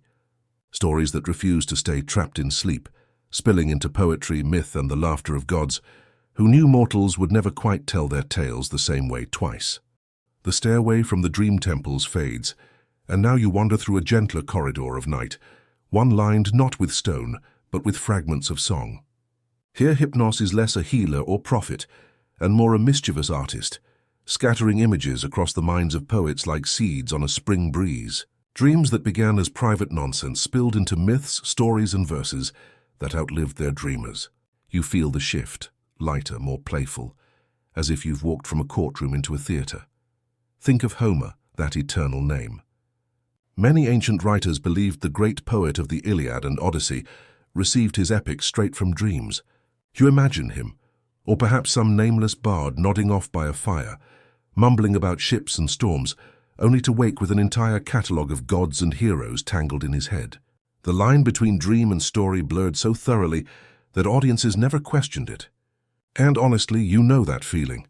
You wake up after a vivid dream and think, this would make a great Netflix series, before forgetting half the plot while brushing your teeth. Homer just happened to hold on to his. Historians still debate whether these tales were woven whole from one mind, or stitched together from generations of storytellers. The truth, as usual, is slippery, but one fact lingers. Dreams were not just private distractions, they were public currency. A dream told at dawn could become a myth by dusk, passed along like gossip, refined into legend over wine and bread. Imagine the ancient equivalent of a viral meme. Did you hear? A man dreamed of Zeus disguised as a swan again. And then there are the stranger examples. A philosopher named Heraclitus once remarked that sleeping people are each locked in their own private world, but waking, we share a common one. It's a neat idea, but you can't help picturing him muttering this after waking from a dream about, I don't know, goats wearing crowns. You smile at the thought. How many serious philosophies were sparked by ridiculous midnight images? There's an odd detail worth savoring. Some playwrights in Athens admitted they dreamed entire plays before writing them down. A few even claimed divine visitations, as if Hypnos ran an all-night script-writing service. Do you want tragedy or comedy? He might ask, handing out plots like fast food orders. And the playwrights, bleary-eyed, scribbled as fast as their quills allowed. It's strangely comforting. Even the most celebrated artists sometimes acted like stenographers for their subconscious. The connection between Hypnos and his twin brother, Thanatos, death, echoes here too. Dreams often borrowed imagery from the underworld, painting visions of shadows, rivers, or lost loved ones. Ancient audiences didn't just find entertainment in these stories, they found explanations. Why do we dream of the dead? Because Hypnos shares his chambers with Thanatos. Simple, eerie, and oddly poetic. You shiver a little, as though a cold draft has slipped through the theatre curtains. But Hypnos had other assistants too. His sons, the Oneiroi, each embodied a different kind of dream. Morpheus for human forms, Phobetor for beasts, Phantasos for strange, inanimate shapes. Imagine them as Hypnos' unruly interns, each specializing in their own nonsense. Morpheus might gift you a dream of a familiar friend. Phobetor sends a stampede of lions through your kitchen. Phantasos gives you the joy of watching a talking rock lecture on politics.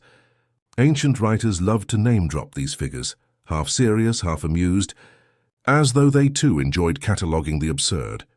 You picture Hypnos' workshop, shelves cluttered with jars of dream dust, scrolls of half-written plots, and his sons bickering over who gets to torment which sleeper. It's a divine writer's room, and the audience is all of humanity, forced to attend a premiere each night whether they bought a ticket or not. You can almost hear Hypnos muttering, "Don't blame me if you dreamed of kissing a fish, that was Phantasos' department." And yet, these nocturnal absurdities fueled real culture. Myths of gods disguising themselves as animals, of heroes guided by cryptic visions, of ordinary men transformed into legends, all trace their roots back to the strange playground of dreams. Some details might seem laughable now. Zeus as a golden shower, really? But in their time these images held gravity. They explained mysteries, justified rituals, and entertained crowds who needed stories as much as bread. The humor still hums beneath it all. You imagine a young bard nervously reciting a dream-inspired tale, only for a heckler in the crowd to shout, "That's just what I dreamed last week, but with fewer sheep." The line between originality and coincidence was blurred when everyone drew from the same nightly theater. Maybe that's why repetition never bothered them. Each retelling was just another rehearsal of humanity's shared script. Historians still debate how deliberately myths borrowed from dreams versus how much audiences retrofitted explanations after the fact. Did Hypnos actively inspire poets, or did poets simply credit him as a convenient muse? The truth drifts like a dream itself. But what lingers is the sense that culture and sleep were braided together. Without the haze of night, many of our grandest myths might never have existed. And so, as you walk onward, you feel lighter, almost giddy. The desert silence fades into a carnival of voices, each one retelling some fragment of dream, weaving them into a tapestry of stories that outlast empires. You realize the library of Hypnos wasn't just scrolls or stones. It was the endless imagination of mortals. Given form in the night and shared by morning, the air around you warms again, carrying the scent of figs and honey cakes. Somewhere ahead, laughter trickles like a fountain. You're being drawn not towards solemn temples or dusty caves now, but toward the festivals, where dreams spilled into theater, ritual, and public joy. A world where Hypnos didn't hide in shadows, but danced openly in the daylight, his fingerprints smudged across masks, scripts, and drunken choruses. The laughter ahead swells into a crowd's roar, and soon you find yourself standing at the edge of a festival in ancient Athens, the city practically vibrating with excitement. It's the Dionysia, the great celebration of wine, theater, and yes, dreams turned into drama. You blink at the bright sun after so many dusky nights in temples and caves, and it feels almost rude, like someone opening the curtains while you're still half asleep. But this is where Hypnos's private workshop spills into the public square. The stage. Actors strut in masks so exaggerated they make emoji look subtle. Wide mouths, bulging eyes, frozen expressions. From a distance you can't tell comedy from tragedy, which honestly feels accurate. One poet's masterpiece might be hailed as divine today and mocked as garbage tomorrow. And lurking beneath it all, dreams. Half the plots performed here began as fragments of midnight visions. You watch as a chorus of men chant in rhythm, stomping their sandaled feet. The story is familiar. A hero guided by a dream, a god disguised in sleep. The audience gasps, cheers, argues loudly mid-performance, because Athenians were the kind of people who treated theater like a sports game. You chuckle at the thought. If you've ever seen someone scream at a football referee, you already understand how Greeks watched Euripides. Historians still debate how closely these plays drew from dream records versus simply recycling myths. But scattered notes in ancient commentaries hint at playwrights claiming inspiration from Hypnos himself. To imagine announcing your play was divinely sponsored by the god of sleep. Half the audience would lean in reverently, and the other half would mutter, "Great excuse for bad writing." Some things never change. There's an odd little fact about the theatre masks. Many were painted in colours associated with dreams. Indigo for mystery, saffron for vision, russet for death, teal for strangeness. So while the audience was busy laughing at slapstick or crying over Oedipus, Hypnos's palette was quite literally staring them in the face. You imagine him chuckling backstage, pleased that mortals couldn't escape his hues even in daylight. And then there was the wine, because no Dionysian festival was complete without enough alcohol to make the moon look like a lantern. After a few cups, dreams and waking visions blurred. A spectator might swear he saw Dionysus himself step onto the stage, or that Hypnos brushed past with a wink. Was it divine intervention or just too much fermented grape juice? The line between miracle and hangover is finer than you'd think. You notice a poet scribbling furiously in the corner, half drunk, muttering about a dream he had of satyrs teaching geometry. His friend leans over, unimpressed, and says, "That's just your math homework talking." You grin at the absurdity, yet give it a few years, and suddenly it's a fully staged tragedy about the futility of numbers, applauded by thousands. This is how myths multiplied, a single nonsense dream inflated into cultural currency. The festival atmosphere is thick with contradiction. On one hand, these plays are sacred rituals, dedicated to gods judged with solemnity. On the other, they're raucous parties where people throw shade at rival playwrights and make bets on which actor will trip first. You sense the tension, knowledge wrapped in laughter, reverence hiding behind jokes. The Greeks weren't shy about mixing the profound with the ridiculous. After all, this was the same society that could build the Parthenon and argue about whether fish sauce cured baldness. As the sun dips lower, torches are lit, and the theatre glows gold. You catch the scent of roasted meat, hear children giggling, and for a moment you feel the weight of continuity. Hypnos may prefer shadows and whispers, but here his influence walks openly, dressed as entertainment. Every line sung on stage echoes some half-forgotten dream, sharpened into poetry, spread like wildfire through the crowd. There's a warmth in it, an odd comfort. Even if Hypnos hated blankets, he loved spectacle. He allowed his gifts to tumble out of dark chambers into bright arenas, where thousands could share them at once. And maybe that was the secret. Dreams weren't meant to stay locked inside one head. They were meant to be performed. Distorted, exaggerated, and argued over, so they could survive long after the dreamer was gone. Historians still argue whether these festivals were more about religion or community, art or politics. But to you, standing in the golden glow, it doesn't matter. What matters is the hum, the shared breath, the way every listener holds a piece of the story like a shard of pottery, together forming something whole. You lean back, closing your eyes for a moment, and the chants of the chorus merge with the laughter of the crowd. For an instant, you're not sure if you're awake or dreaming, and that's exactly the point. Hypnos thrives in the blur, the torches flicker brighter, and you feel the pull onward again. Beyond the festival lies a different kind of stage, not marble amphitheaters, but the quieter dramas of households, where dreams whispered their way into family rituals and private lives.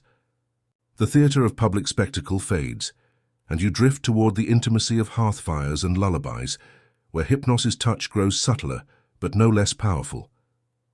The torches of the theatre fade into memory, replaced by the softer crackle of a fire inside a modest Greek home. You're seated low near the hearth where shadows flicker against plastered walls, and the whole world feels scaled down. No roaring chorus, no booming amphitheatre, just the murmur of family life. Here Hypnos has an intimacy that he never quite managed in the public square. A mother hums a lullaby as she rocks her child, the melody lilting and repetitive, stitched together from fragments older than either of them.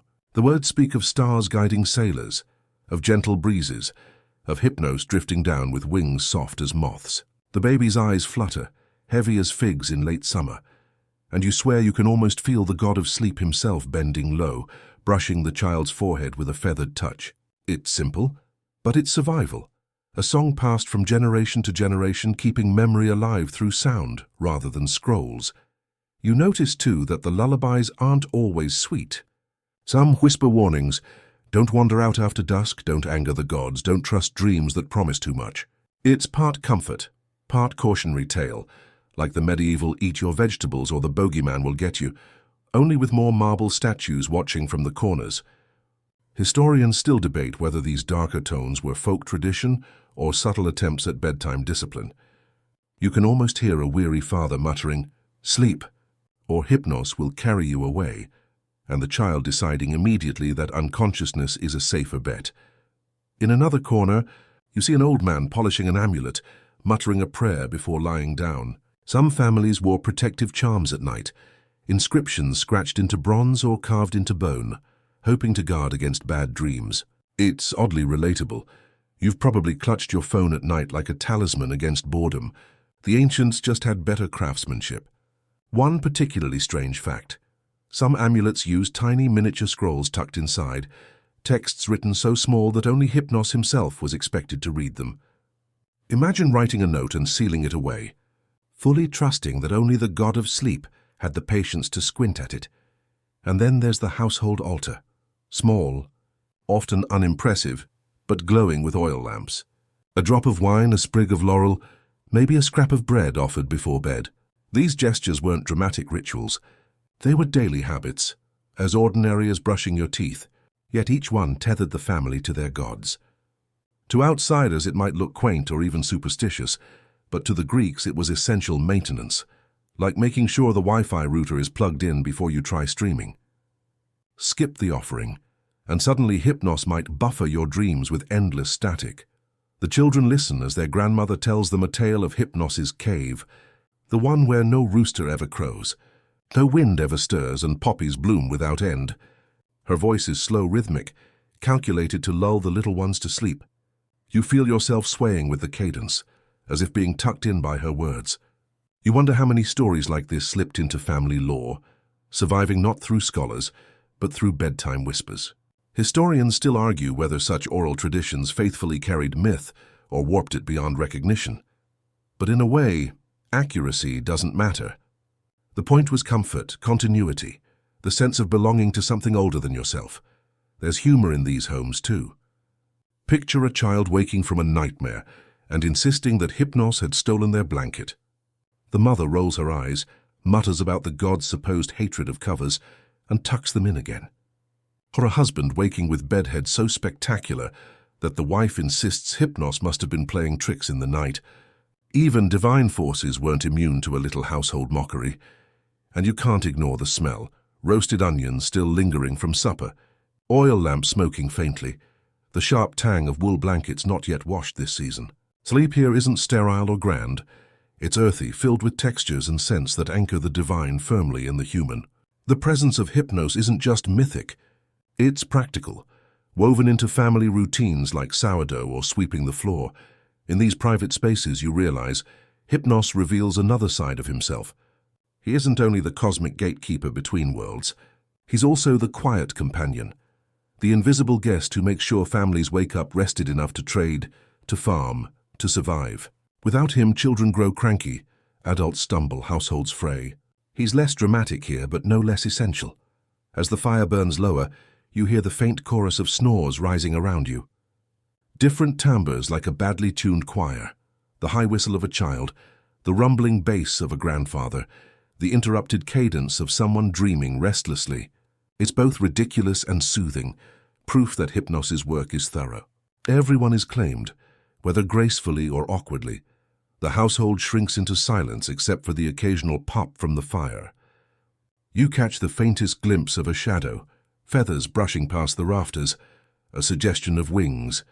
Whether it's imagination or visitation, you can't tell. But you understand why the Greeks believed Hypnos walked even in humble homes. He wasn't only for kings, temples, or poets. He was here too, in soot-smudged kitchens and creaky beds. And as you linger in that warmth, the household fades behind you. The chorus of snores softens, replaced by the low hum of wind outside. Soon you'll drift beyond the domestic sphere, into the stranger terrains of Hypnos's influence. Politics, omens, and the high-stakes decisions of rulers who trusted dreams more than advisors. The gentle snores of family hearths fade, and suddenly you find yourself standing in a grand hall, stone walls towering, bronze lamps flickering, the smell of incense thick enough to make your eyes water. This is no cottage. This is the sleeping chamber of kings, where Hypnos's soft wings carried whispers that could sway empires. You shift on the polished floor, realizing that in places like this, a single dream could tip armies into motion or freeze them in fear. Picture Agamemnon during the Trojan War, stretched out on a bed heavy with embroidered blankets, his chest rising and falling like a ship's deck at sea. The legends say Zeus himself once called upon Hypnos to deliver dreams, planting visions that would nudge mortal leaders toward decisions they otherwise might resist. It's a little like a pop-up notification in your sleep, except instead of reminding you about a dentist appointment, it tells you to launch a full-scale war at dawn. And you thought forgetting to set your alarm was risky. The strangeness doesn't stop there. Hypnos, by guiding dreams, often acted as an undercover influencer. Some historians argue that kings genuinely trusted dreams as divine orders, while others think they were excuses. Oh, it wasn't my idea to invade. Hypnos made me do it. The debate continues like a never-ending comment thread, each scholar typing furiously into the void. Still, it's undeniable that sleep was a political tool as much as a biological need. You imagine the royal guards outside the chamber, stiff as statues while inside. The most powerful man in Greece is defenseless, murmuring nonsense in his dreams. Hypnos moves unseen, slipping past spears and polished helmets, closer than any advisor or general could dare. It's intimate, even invasive, an invisible hand guiding decisions not through arguments, but through visions stitched into the fabric of night. One odd tale claims that Hypnos sometimes collaborated with his mother Nyx, goddess of night, to blanket whole armies in slumber. Think of it, thousands of soldiers collapsing into snores simultaneously, weapons slipping from their hands, horses standing confused as humans topple like dominoes. Historians still debate whether this was poetic exaggeration or propaganda designed to make victories look divinely ordained. Either way, the imagery lingers, entire battlefields quieted not by swords but by yawns, and there's humor even in this grandeur. Imagine a mighty king pacing in the morning, declaring that his dream was definitely divine, while his servants whisper that it just sounded like indigestion, or a scribe dutifully recording a dream about marching elephants, only for the general to sigh, "Sir, we don't have elephants. Dreams, after all, are not known for their fact-checking." The political use of Hypnos reminds you of modern spin doctors, except instead of briefing papers, you've got REM cycles. Advisors may twist data, but Hypnos twists your subconscious, and like any good manipulator, he keeps it subtle, a phrase that echoes, a face that glimmers, a path that seems inevitable when the sleeper wakes. One detail that rarely makes the textbooks: some rulers supposedly employed dream interpreters, men trained to sift through the bizarre images and declare what the gods intended. That's right, an entire job description based on decoding nightmares. You can almost picture the job posting. Wanted must be fluent in symbols, tolerate long hours and not laugh when the king dreams of chasing geese in armor. Still, the danger was real. A dream could become justification for war or for sparing an enemy. Some historians argue that Alexander the Great himself was influenced by nocturnal visions, interpreting them as signs of divine approval. Whether that's true or not, it speaks volumes that soldiers followed leaders who claimed their marching orders came straight from sleep. Imagine your boss announcing at the Monday meeting, "I dreamt we should invade Persia. So clear your calendars." You lean into the scene, the rustle of royal sheets, the heavy perfume, the quiet shuffle of slaves adjusting oil lamps. Hypnos' presence is thicker here, not gentle but commanding, a shadow with weight. He knows the stakes. He knows that one whisper here can set thousands of feet tramping across foreign soil. Fayette's power distilled into silence, the kind that makes your skin prickle. And yet, for all this grandeur, Hypnos' relationship with kings remained precarious. They depended on him, yes, but they also feared him. Too much sleep and you're vulnerable, too little and you're reckless. Hypnos always walked the line, balancing adoration with suspicion. The same kings who offered him sacrifices might curse him in the morning after a restless night. It's a toxic workplace relationship, divine edition. The night stretches longer, the chamber darker. You watch as the king turns in his sleep, mutters a word you don't understand and sighs. Outside, the world waits, armies, advisors, enemies. Inside, everything is held in suspension by the fragile, invisible threads of a dream. Hypnos leans close, feather-light wings brushing against the golden bed frame, planting one last image before slipping away. And as dawn spills pale light across the floor, the king stirs, sits up, and declares his decision.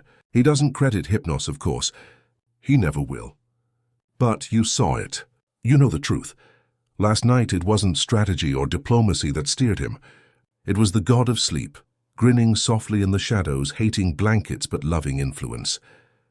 The king's chamber fades behind you, and the road unwinds toward the dim glow of sanctuaries where oracles whispered truths, or at least something that sounded like truths.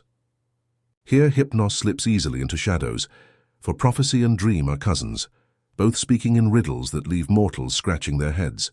You feel the cool stone under your feet, the scent of laurel leaves burning, the murmur of priests guiding seekers toward sleep, not for rest, but for revelation. Incubation temples. They called them, places where petitioners would lie down on cold floors, waiting for Hypnos or one of his kin to deliver visions. You picture a farmer curled up on a sheepskin, hoping to dream of a cure for his gout, only to wake with a vision of dancing goats instead. You almost laugh. It's the ancient equivalent of Googling symptoms and landing on some unrelated conspiracy theory. Historians still debate how seriously these dream cures were taken, but archaeological evidence shows votive offerings left in gratitude. Maybe the gout wasn't gone, but the story stuck. Hypnos wasn't alone in this business. His sons, the Oneiroi, specialized in shaping dreams into distinct forms: Morpheus for human figures, Phobator for beasts, Phantasos for inanimate objects. Imagine being handed off like a customer in tech support. Press 1 for nightmares, 2 for cryptic symbolism, 3 for a vision that makes zero sense until 10 years later. The bureaucracy of dreams was alive and well, and Hypnos ran the front desk. Oracles and priests leaned into this chaos. They declared dreams divine, coded messages requiring their expensive expertise to interpret. You can almost see a priest smirking as he translates a dream about fish into, "The gods say you should donate another goat." Some scholars argue this was manipulation. Others claim genuine belief, but either way the dreamers kept coming, desperate for answers wrapped in riddles. And the humor is thick here too. Imagine a warrior paying good silver for guidance, only to be told his dream of losing his sandals means he'll win a battle. Or a young bride dreaming of snakes and being reassured, "Oh, don't worry, that's fertility." Ancient dream interpretation makes horoscopes look like hard science. You chuckle, realizing some poor soul probably rearranged his entire life because a priest said, "That cloud in your sleep." Definitely Zeus sending approval, but Hypnos played both prankster and prophet. Sometimes the dreams carried uncanny accuracy, foreshadowing storms, victories, betrayals. Historians still debate whether this was coincidence, selective memory, or a touch of genuine divinity. Was Hypnos merely a figment of belief, or was there something real in those midnight whispers? The arguments circle endlessly, like sheep chasing one another around a pen. Picture the temple by night, dozens of bodies stretched on reed mats, the air heavy with incense, torches flickering low. Hypnos drifts among them, brushing eyelids with his feathers, dropping images like breadcrumbs into the collective subconscious. A child murmurs in sleep, an old man sighs, a priest waits with stylus ready to scribble interpretations at dawn. It's a strange factory line. Dreams produced, scribes translating, worshippers leaving with half comfort, half confusion, and somewhere, inevitably, absurdity intrudes. You can almost hear Hypnos laughing as he slips a ridiculous image into someone's vision. An ox wearing a crown, a fish reciting poetry, just to see the priests spin themselves into knots explaining it. You grin at the thought of an ancient scribe writing earnestly, "This means prosperity in trade," while Hypnos flaps his wings behind the curtain, chuckling like a stagehand pulling pranks. Still, beneath the humor, the need was real. Mortals sought meaning, patterns in chaos, guidance when reason failed. Dreams gave them that, whether or not the messages were reliable. And Hypnos, ever the sly god, provided what they needed, not clarity but comfort. The idea that sleep itself could carry wisdom was enough to soothe the restless. As dawn creeps into the sanctuary, you feel the chill of the floor under your imagined back. The dreamers stir, some smiling, some frowning, all clutching fragments of stories they're sure mean something profound. The priests bustle in, ready to translate, to reassure, to direct, and you see Hypnos fading into the morning light, wings brushing the temple roof as if to say, "Good luck interpreting that nonsense." And as you step out with them, sunlight stinging your eyes, you realize the line between prophecy and parody was always thin. Hypnos thrived in that space, in the half-light where faith and foolishness blurred, where dreams could topple certainty as easily as armies.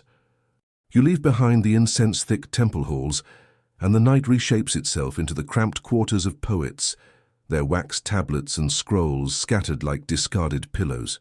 Hypnos hovers here too, wings whispering softly, brushing the brows of wordsmiths desperate for inspiration. You hear the scratching of styluses pausing, the muttered curses when no rhyme arrives, and then, suddenly, the sigh of relief as a dream slips into place. The ancients believed that muses inspired poetry, but Hypnos liked to meddle too. You imagine him sneaking into a poet's sleep, planting an image of a golden apple rolling into a banquet, sparking the tale that would one day fuel the Trojan War. You can't help but grin. It's like a god leaving weird memes in your subconscious just to see what happens when you wake up. Historians still debate how much ancient poetry was influenced by dream visions. with some scholars pointing to epic dream sequences in Homer as more than just literary devices. Picture Homer himself, or at least the shadow of a blind bard, dozing under a rough wool cloak, only to jolt awake, chanting hexameters he swears were whispered to him in sleep. It's almost too cinematic. Like an author claiming, "Don't blame me, the dream made me do it." And you can hear Hypnos chuckling in the background, pleased to see his midnight scribbles turned into immortal verse. Poets weren't shy about admitting it either. Dreams were considered legitimate muses. If a line came to you in sleep, it was proof of divine favor, not laziness. Imagine telling your teacher, "Sorry, I didn't do my homework. Hypnos wanted me to nap instead." You laugh, knowing half the class today would happily sign up for that religion. Some verses carried striking accuracy, foretelling storms at sea or victories in battle. Others, less so.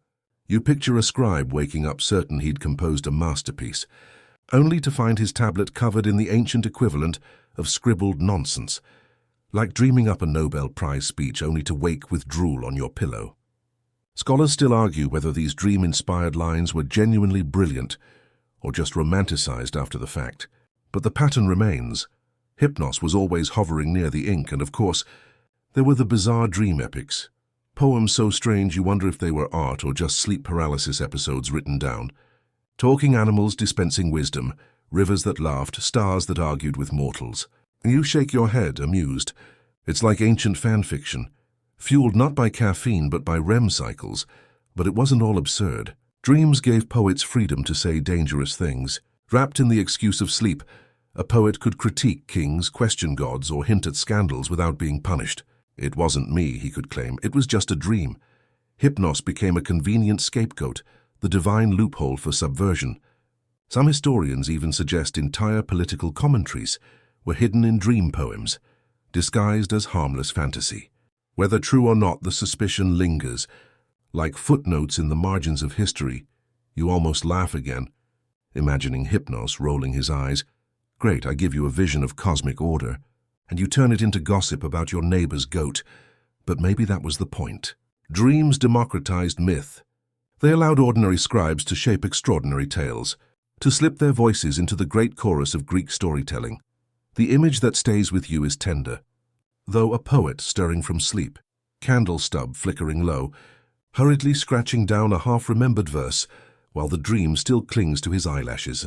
Hypnos hovers at his shoulder, wings folded like a cloak, watching silently as words spill out. It feels oddly intimate, as if the god himself is co-authoring humanity's bedtime stories, and somewhere in that drowsy haze, the line between divine gift and human craft blurs. Did Hypnos truly whisper epics, or did mortals just dream of grandeur and call it divine? Historians still debate, as they always do, but maybe the answer is simpler. The partnership worked. Dreams gave poets courage, poets gave dreams immortality, and Hypnos got the satisfaction of seeing his nighttime meddling carved into eternity. As dawn brushes pale light across the poet's room, you see the wax tablets stacked, verses still wet with fresh scratches. The poet slumps back to sleep, and Hypnos withdraws into shadow, mission complete. Another story has been born, another myth given breath, all because the god of sleep hated silence as much as he hated blankets. You barely have time to savor the poet's candlelit verses before the scene shifts again, pulling you toward the roar of bronze on bronze. Dust rises, war horns blare, and you find yourself on the edge of an ancient battlefield, the kind sung about in epic poems that always forget to mention how much everyone must have smelled. Hypnos is here too, wings unfurled, floating above the chaos like a stagehand deciding who deserves a nap mid-duel. You watch soldiers clashing, the clang of swords echoing like blacksmiths at a festival, only far less festive. Then, with a lazy gesture, Hypnos drifts toward a weary warrior. The man's eyelids flutter, his grip slackens, and he slumps against his shield, fast asleep amid the carnage. You can't help but laugh. It's like falling asleep at your desk, except instead of Excel spreadsheets, it's spear tips waiting to skewer you. Historians still debate whether tales of soldiers falling asleep in battle were literal divine interventions or poetic exaggerations. Either way, the effect in myth is undeniable. Hypnos had the power to decide who fought and who, well, took a power nap. The most famous story is when Hera, queen of the gods, bribed Hypnos to put Zeus himself to sleep during the Trojan War. You picture it vividly. Hera smoothing her hair, offering Hypnos the cosmic equivalent of a Starbucks gift card, and Hypnos reluctantly agreeing. With Zeus asleep, Hera and Poseidon tipped the scales of battle for the Greeks. Imagine the king of the gods snoring on his golden throne, while mortals below hacked each other to bits.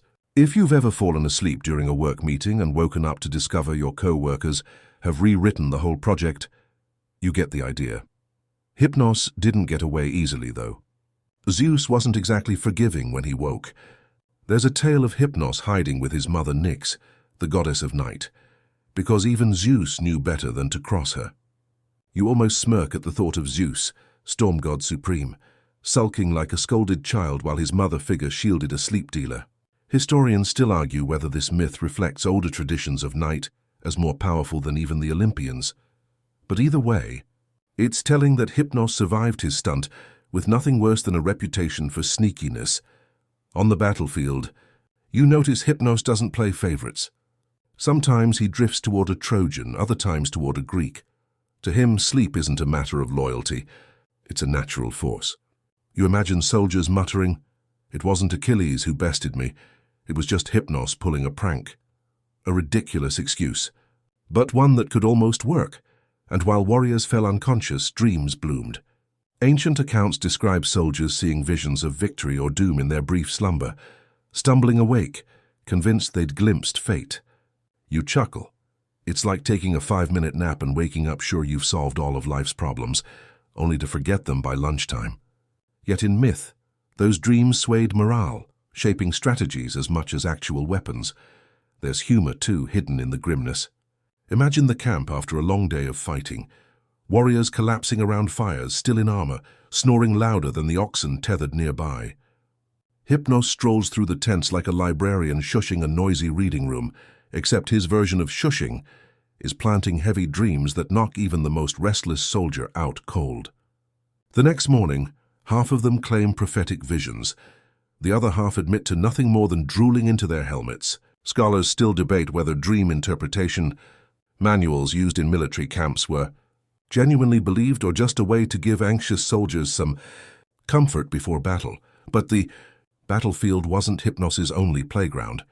Kings and generals often received his touch in crucial moments. A commander might drift off before launching an assault, giving rivals the chance to gain ground. Or worse, he might dream of certain victory and march straight into disaster. Hypnos, with his sly grin, must have enjoyed the chaos. After all, when everyone's asleep, nobody argues. You imagine the god floating above it all, wings stirring the dust, indifferent to human suffering. To him, war is just another stage for his art. Soldiers and kings are merely actors who sometimes forget their lines, so he lulls them into silence, letting dreams rewrite the script.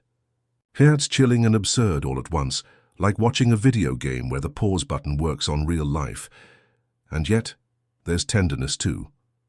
Amid the clamor, Hypnos sometimes rests a hand on a dying soldier's brow, easing him from agony into eternal slumber. Not every intervention is a prank. Some are mercy. You see the shift on the man's face, from pain to peace, from clenched jaw to softened breath, and you realize Hypnos, for all his tricks, can also be gentle. It's as if he alone remembers that sleep and death are brothers, and sometimes the kindest gift is simply letting go. The battle rages on, dust clouds swallowing the horizon, but you feel your own eyes grow heavy, as though Hypnos is tugging at you too. You shake it off, amused. If he really were here, this story would have ended 3 paragraphs ago with you snoring into the mic. The soldier's dream, the king's scheme, and Hypnos, unbothered, continues to drift, blanketless, restless, always choosing who wakes and who fades. The battlefield dust fades, and in its place rises the dim glow of torches along marble walls. You find yourself in a palace, the kind designed to intimidate visitors, with endless colonnades and ceilings so high, you wonder if the builders just wanted to give pigeons more places to roost. Here, Hypnos works differently. No clamor, no swords clashing, just velvet silence broken by the shuffle of guards whose eyelids grow heavier with every flick of his wings. You watch as one guard yawns, then another leans against his spear, eyes fluttering. Hypnos brushes past them unseen, like a draft through a crack in the door. In moments, the hallway is lined with sleeping men, slumped over like marionettes with their strings cut. You can't help but smirk. It looks less like a palace defense and more like a middle school sleepover that went too far. In myths, Hypnos often slipped into royal chambers at the request of other gods. The most famous, when Hera wanted Zeus lulled into slumber so she could meddle in mortal affairs. You picture Hypnos tiptoeing past the guards, straight into Zeus's chamber, planting his gift with the delicacy of a cat curling up on a keyboard. Zeus's snores rumble like distant thunder, the mighty storm god reduced to a man out cold. Historians still debate whether such stories reflect political allegories. Was Hypnos symbolizing the vulnerability of kings, even divine ones? Or were they just juicy bedtime gossip wrapped in myth? Inside these chambers, power was at its most fragile. Imagine a king sprawled on silken sheets, dreaming of victory parades, while outside his generals whisper treachery. Hypnos drifts between them all, impartial, ensuring that secrets bloom under the cover of sleep. You almost laugh at the irony. Rulers built fortresses, hired guards, schemed endlessly, but none of it mattered when Hypnos decided it was bedtime. He was the original system crash, shutting down even the most secure regimes. You recall one lesser-known tale. Hypnos was said to have lulled Endymion, a shepherd king, into eternal sleep at the request of Selene, the moon goddess who loved him. The image is striking. A man frozen in slumber, unaging, watched night after night by a goddess gliding through the sky. It's tender, a little creepy and oddly relatable, like someone hitting pause on their favorite show so it never ends. Some historians argue this myth symbolized the dream of immortality. Others see it as a metaphor for neglecting duty. Either way, it shows that Hypnos wasn't only about naps. He shaped destiny by deciding who would wake and who would never open their eyes again. The palace corridors grow thicker with shadows, and you hear muffled voices. Courtiers mutter outside the chamber doors, debating policies while their king snores inside. It's almost comedic. Imagine national crises solved or sabotaged simply because someone had an untimely nap. You've probably seen something similar in office politics. One executive asleep during the meeting, while everyone else rewrites the budget. Same energy, just with more laurel wreaths and fewer spreadsheets. And of course, dreams seep in. Hypnos doesn't bring silence alone. He invites visions. Kings dreamed of omens, rivers turning red, flocks of birds scattering, or mysterious figures whispering advice. Advisors rushed to interpret them, spinning meanings that could justify war or peace. Some say whole campaigns were launched because a king dreamed of a lion devouring a goat. You can almost picture the generals rolling their eyes, muttering, "We're marching," for 3 months because His Majesty ate goat stew before bed. Historians still debate how much political decision-making rested on these dreams, but the overlap of sleep and statecraft is undeniable.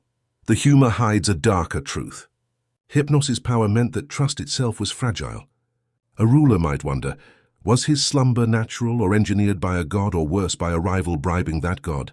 Sleep became political, a battlefield as treacherous as any with swords. And you realize that in these myths, Hypnos isn't just a background figure. He's the silent hinge on which empires swing. Picture it. A palace glowing with oil lamps, courtiers pacing in hushed panic, guards snoring against their spears, and deep within, the king drooling into his golden pillow while Hypnos hovers amused. The scene is absurd and terrifying all at once. Absurd because it looks like a massive slumber party gone wrong. Terrifying because it reveals how fragile power is when it can be undone by the brush of a wing. You step quietly out of the chamber, leaving behind the muffled snores of rulers undone not by swords, but by blankets they never asked for. And you can't shake the thought. If Hypnos hated blankets, maybe it's because they made mortals feel safe, and he loved nothing more than proving safety was an illusion. You leave the marble halls and step into the open air, where the night feels softer, less gilded but no less touched by Hypnos. Here, beyond thrones and crowns, his influence sprawls across fields and villages. Farmers, sailors, shepherds, none of them wield divine lightning bolts or command armies, but all of them collapse into his arms the moment their heads nod. And Hypnos seems to enjoy this theater just as much as lulling kings into drooling slumber. Picture a fisherman at sea, rocking gently in a small wooden boat, nets dangling, lantern swaying. He tells himself he'll just close his eyes for a moment.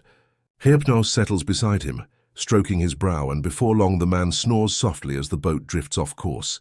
When he wakes, he's tangled in his own nets, cursing both the sea and whatever spirit tempted him into such a nap. It's not glamorous, but it's proof that Hypnos meddled in every life, not just those carved into marble.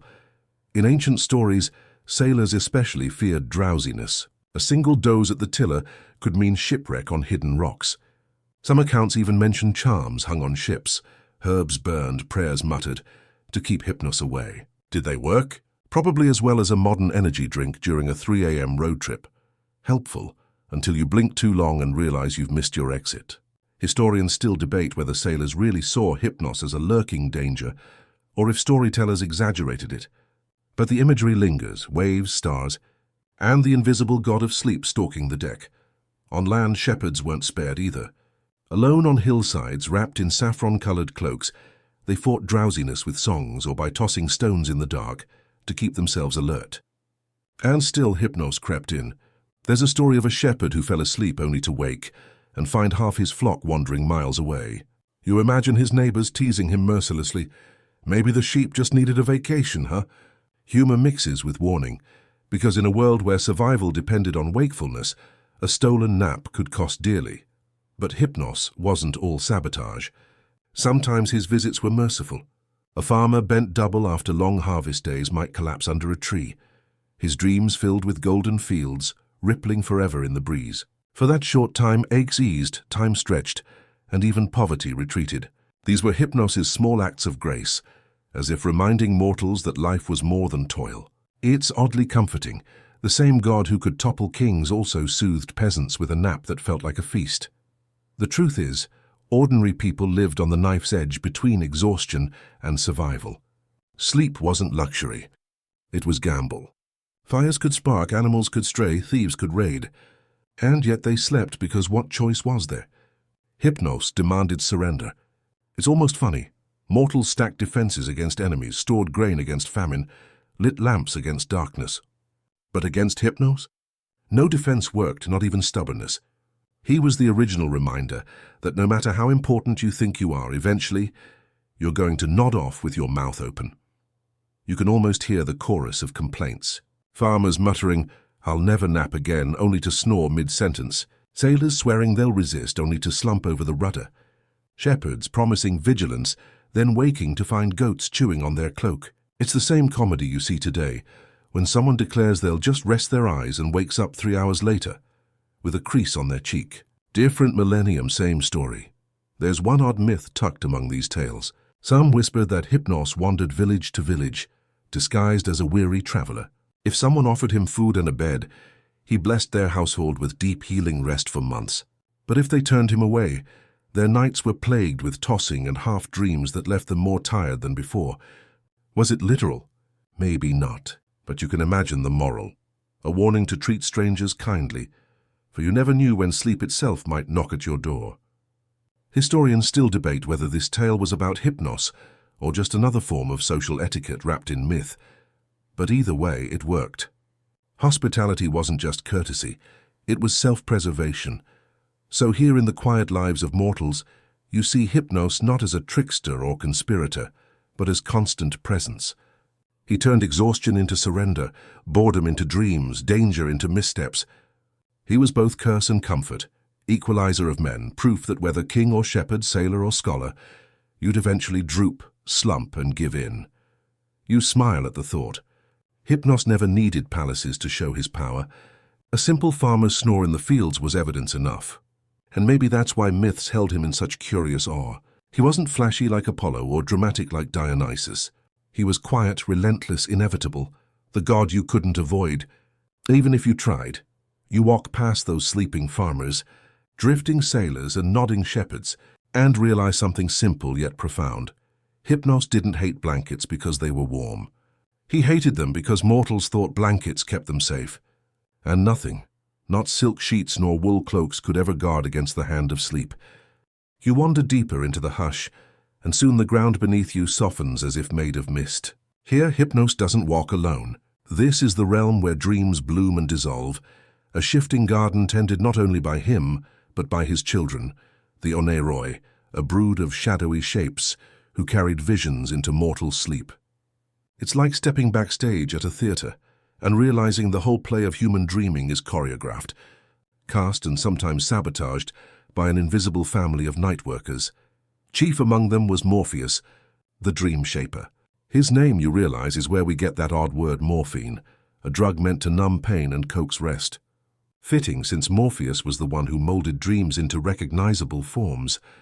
He could appear as kings, lovers, messengers, or enemies, slipping into your mind so convincingly, you'd wake still swearing the person had been there.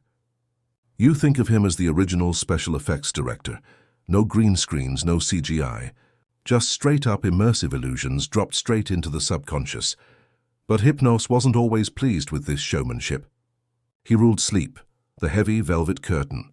Morpheus and his siblings cluttered it with pageantry, stuffing dreams with omens, warnings, or just plain nonsense. Some myths suggest Hypnos grumbled at his children's meddling. He wanted silence, blankness, rest. They wanted drama. Imagine you set up a quiet nap, only for your kids to barge in, toss glitter everywhere, and stage an amateur play in your living room. Hypnos must have sighed often. Dreams mattered, though. Ancient Greeks treated them as messages from gods, or at least windows into truth. Soldiers consulted them before battle. Kings weighed them in political choices. Entire temples, like those dedicated to Asclepius, god of healing, invited patients to sleep inside, waiting for a dream that prescribed their cure. Hypnos's children became both trusted guides and mischievous tricksters in this dream economy. Historians still debate whether Greeks genuinely believed every dream came from gods, or whether it was a more symbolic way of thinking about the brain sorting itself at night. Either way, they took dreams seriously enough to write manuals about interpreting them, like medieval DIY guides, but for decoding why you dreamt of goats stealing your sandals. And of course, there's comedy here.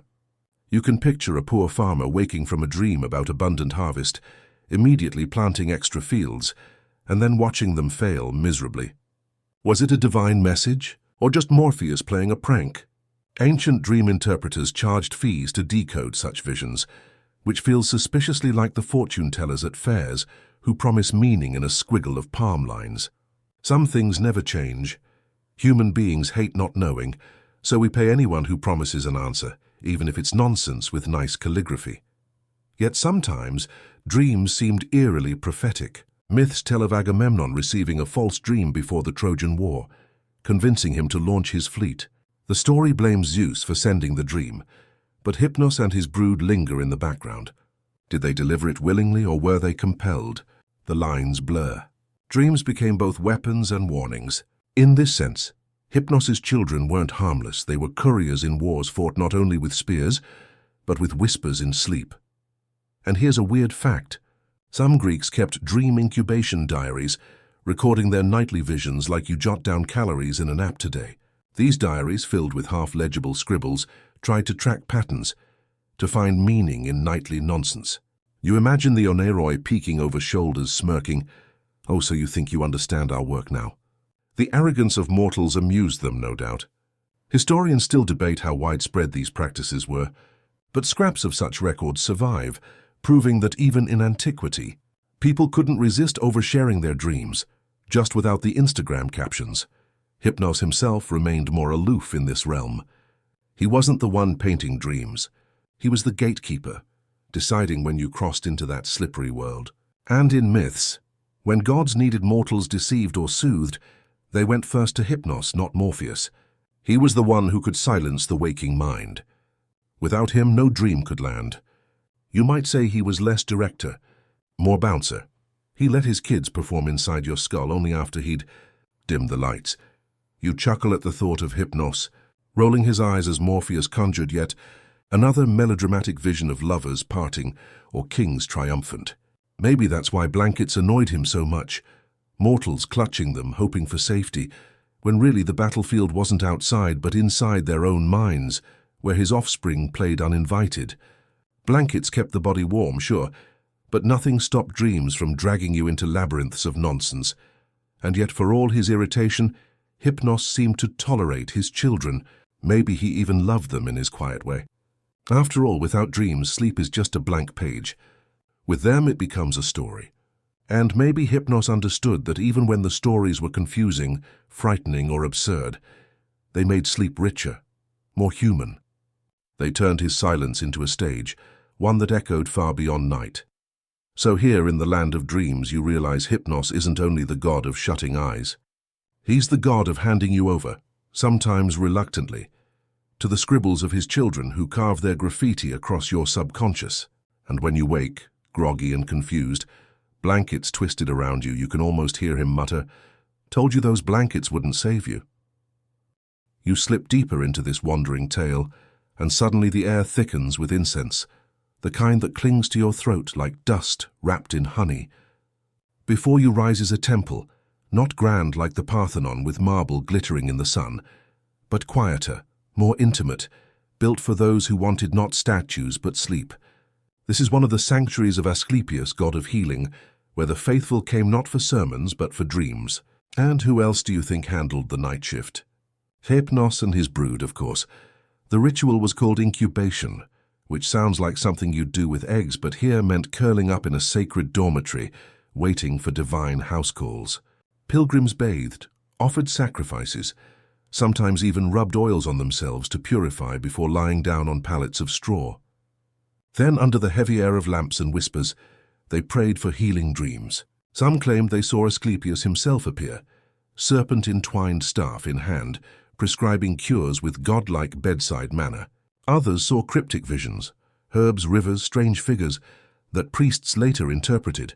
Imagine checking into a hospital where instead of medicine you get a cryptic dream about cucumbers and are told to eat them 3 times a day.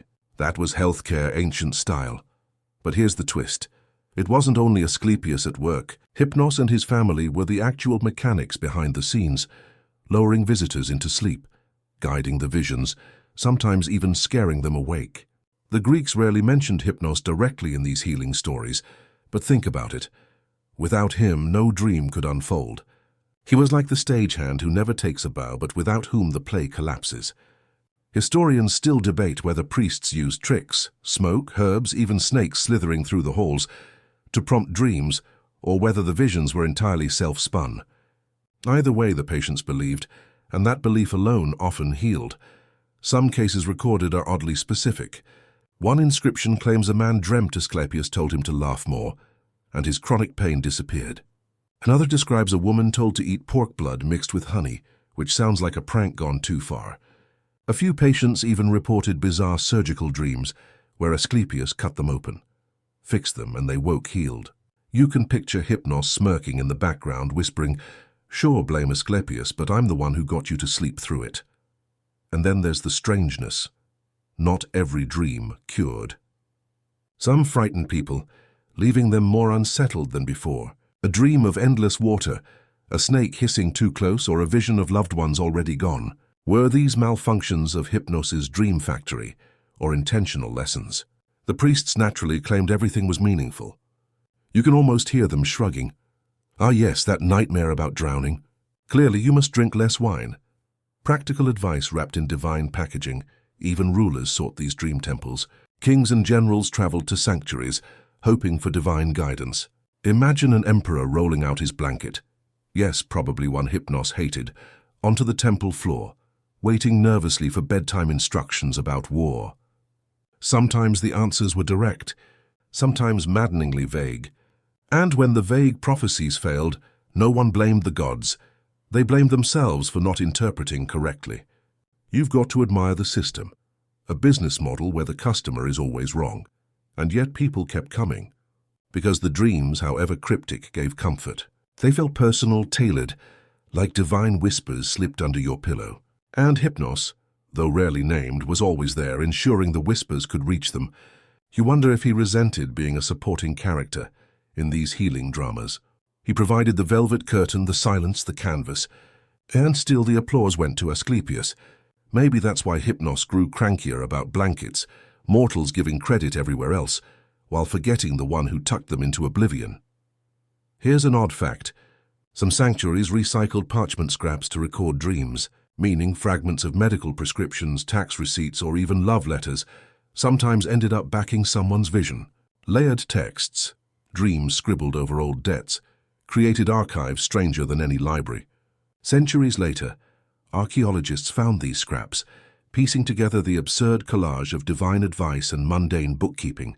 Historians still debate whether this blending was intentional thrift or just priests saving paper. But the result is the same. Dreams stitch themselves to everyday life, literally written over its leftovers. You picture Hypnos chuckling at that, his solemn art of sleep scrawled across grocery lists. Maybe he found it fitting. After all, dreams and daily life blur constantly. You dream of running late to work, then wake to realize you actually are. You dream of bread, then wake up craving it. Mortals carry sleep into waking whether they want to or not. Hypnos never truly lets go. So in these temple halls with snakes slithering, priests murmuring and pilgrims dozing on straw, Hypnos ruled quietly. He didn't heal, he didn't prescribe. He simply opened the door to that fragile space where minds could meet gods. And whether you left with miraculous recovery or with the lingering smell of goat sacrifice, you left knowing that your night had been touched by something bigger than yourself. And maybe that's all Hypnos ever wanted. For mortals to realize sleep wasn't empty time, but a passage. Blankets couldn't protect you. Priests couldn't guarantee clarity. But in that drifting space, something always stirred. And if you felt better in the morning, maybe it was medicine, maybe it was placebo, or maybe it was Hypnos reminding you that even gods of silence shape destinies. The voices of temples and dreamers slip away like smoke, leaving only a hush so wide you feel your own breath echo inside it. The road of stories you followed for so long thins to a quiet thread, winding into a place where even words seem hesitant to linger.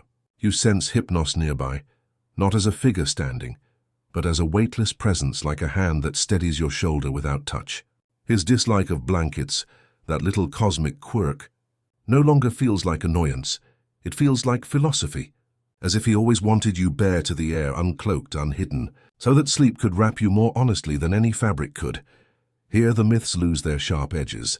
Kings and warriors, temples and battles, scrolls and sand, they all blur, soft as footprints erased by a tide. You realize Hypnos' true gift was never in the drama, never in the spectacle. It was in the slow surrender, the kind you feel now as your mind loosens its grip finger by finger on the waking world.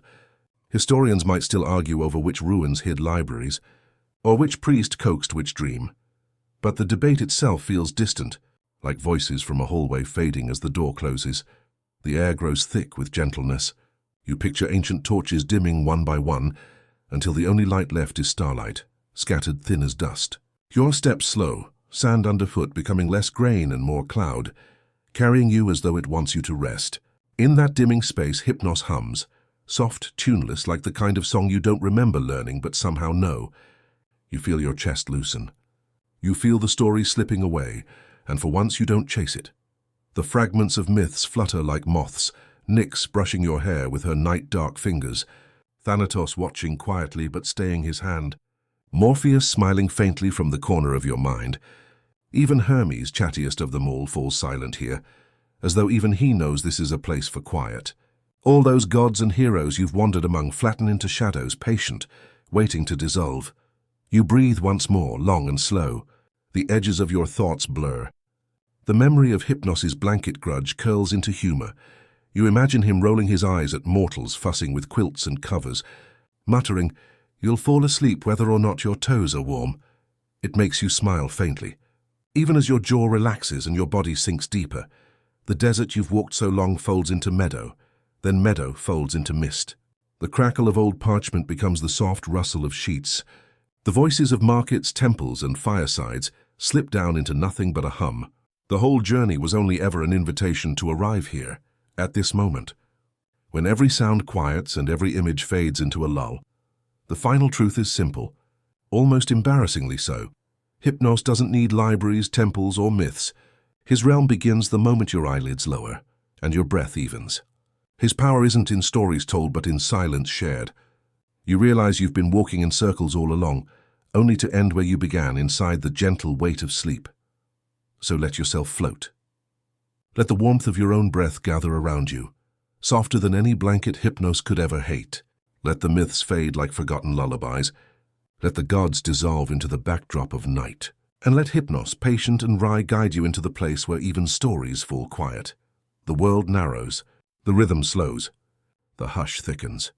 Rest now, drift, breathe, let go.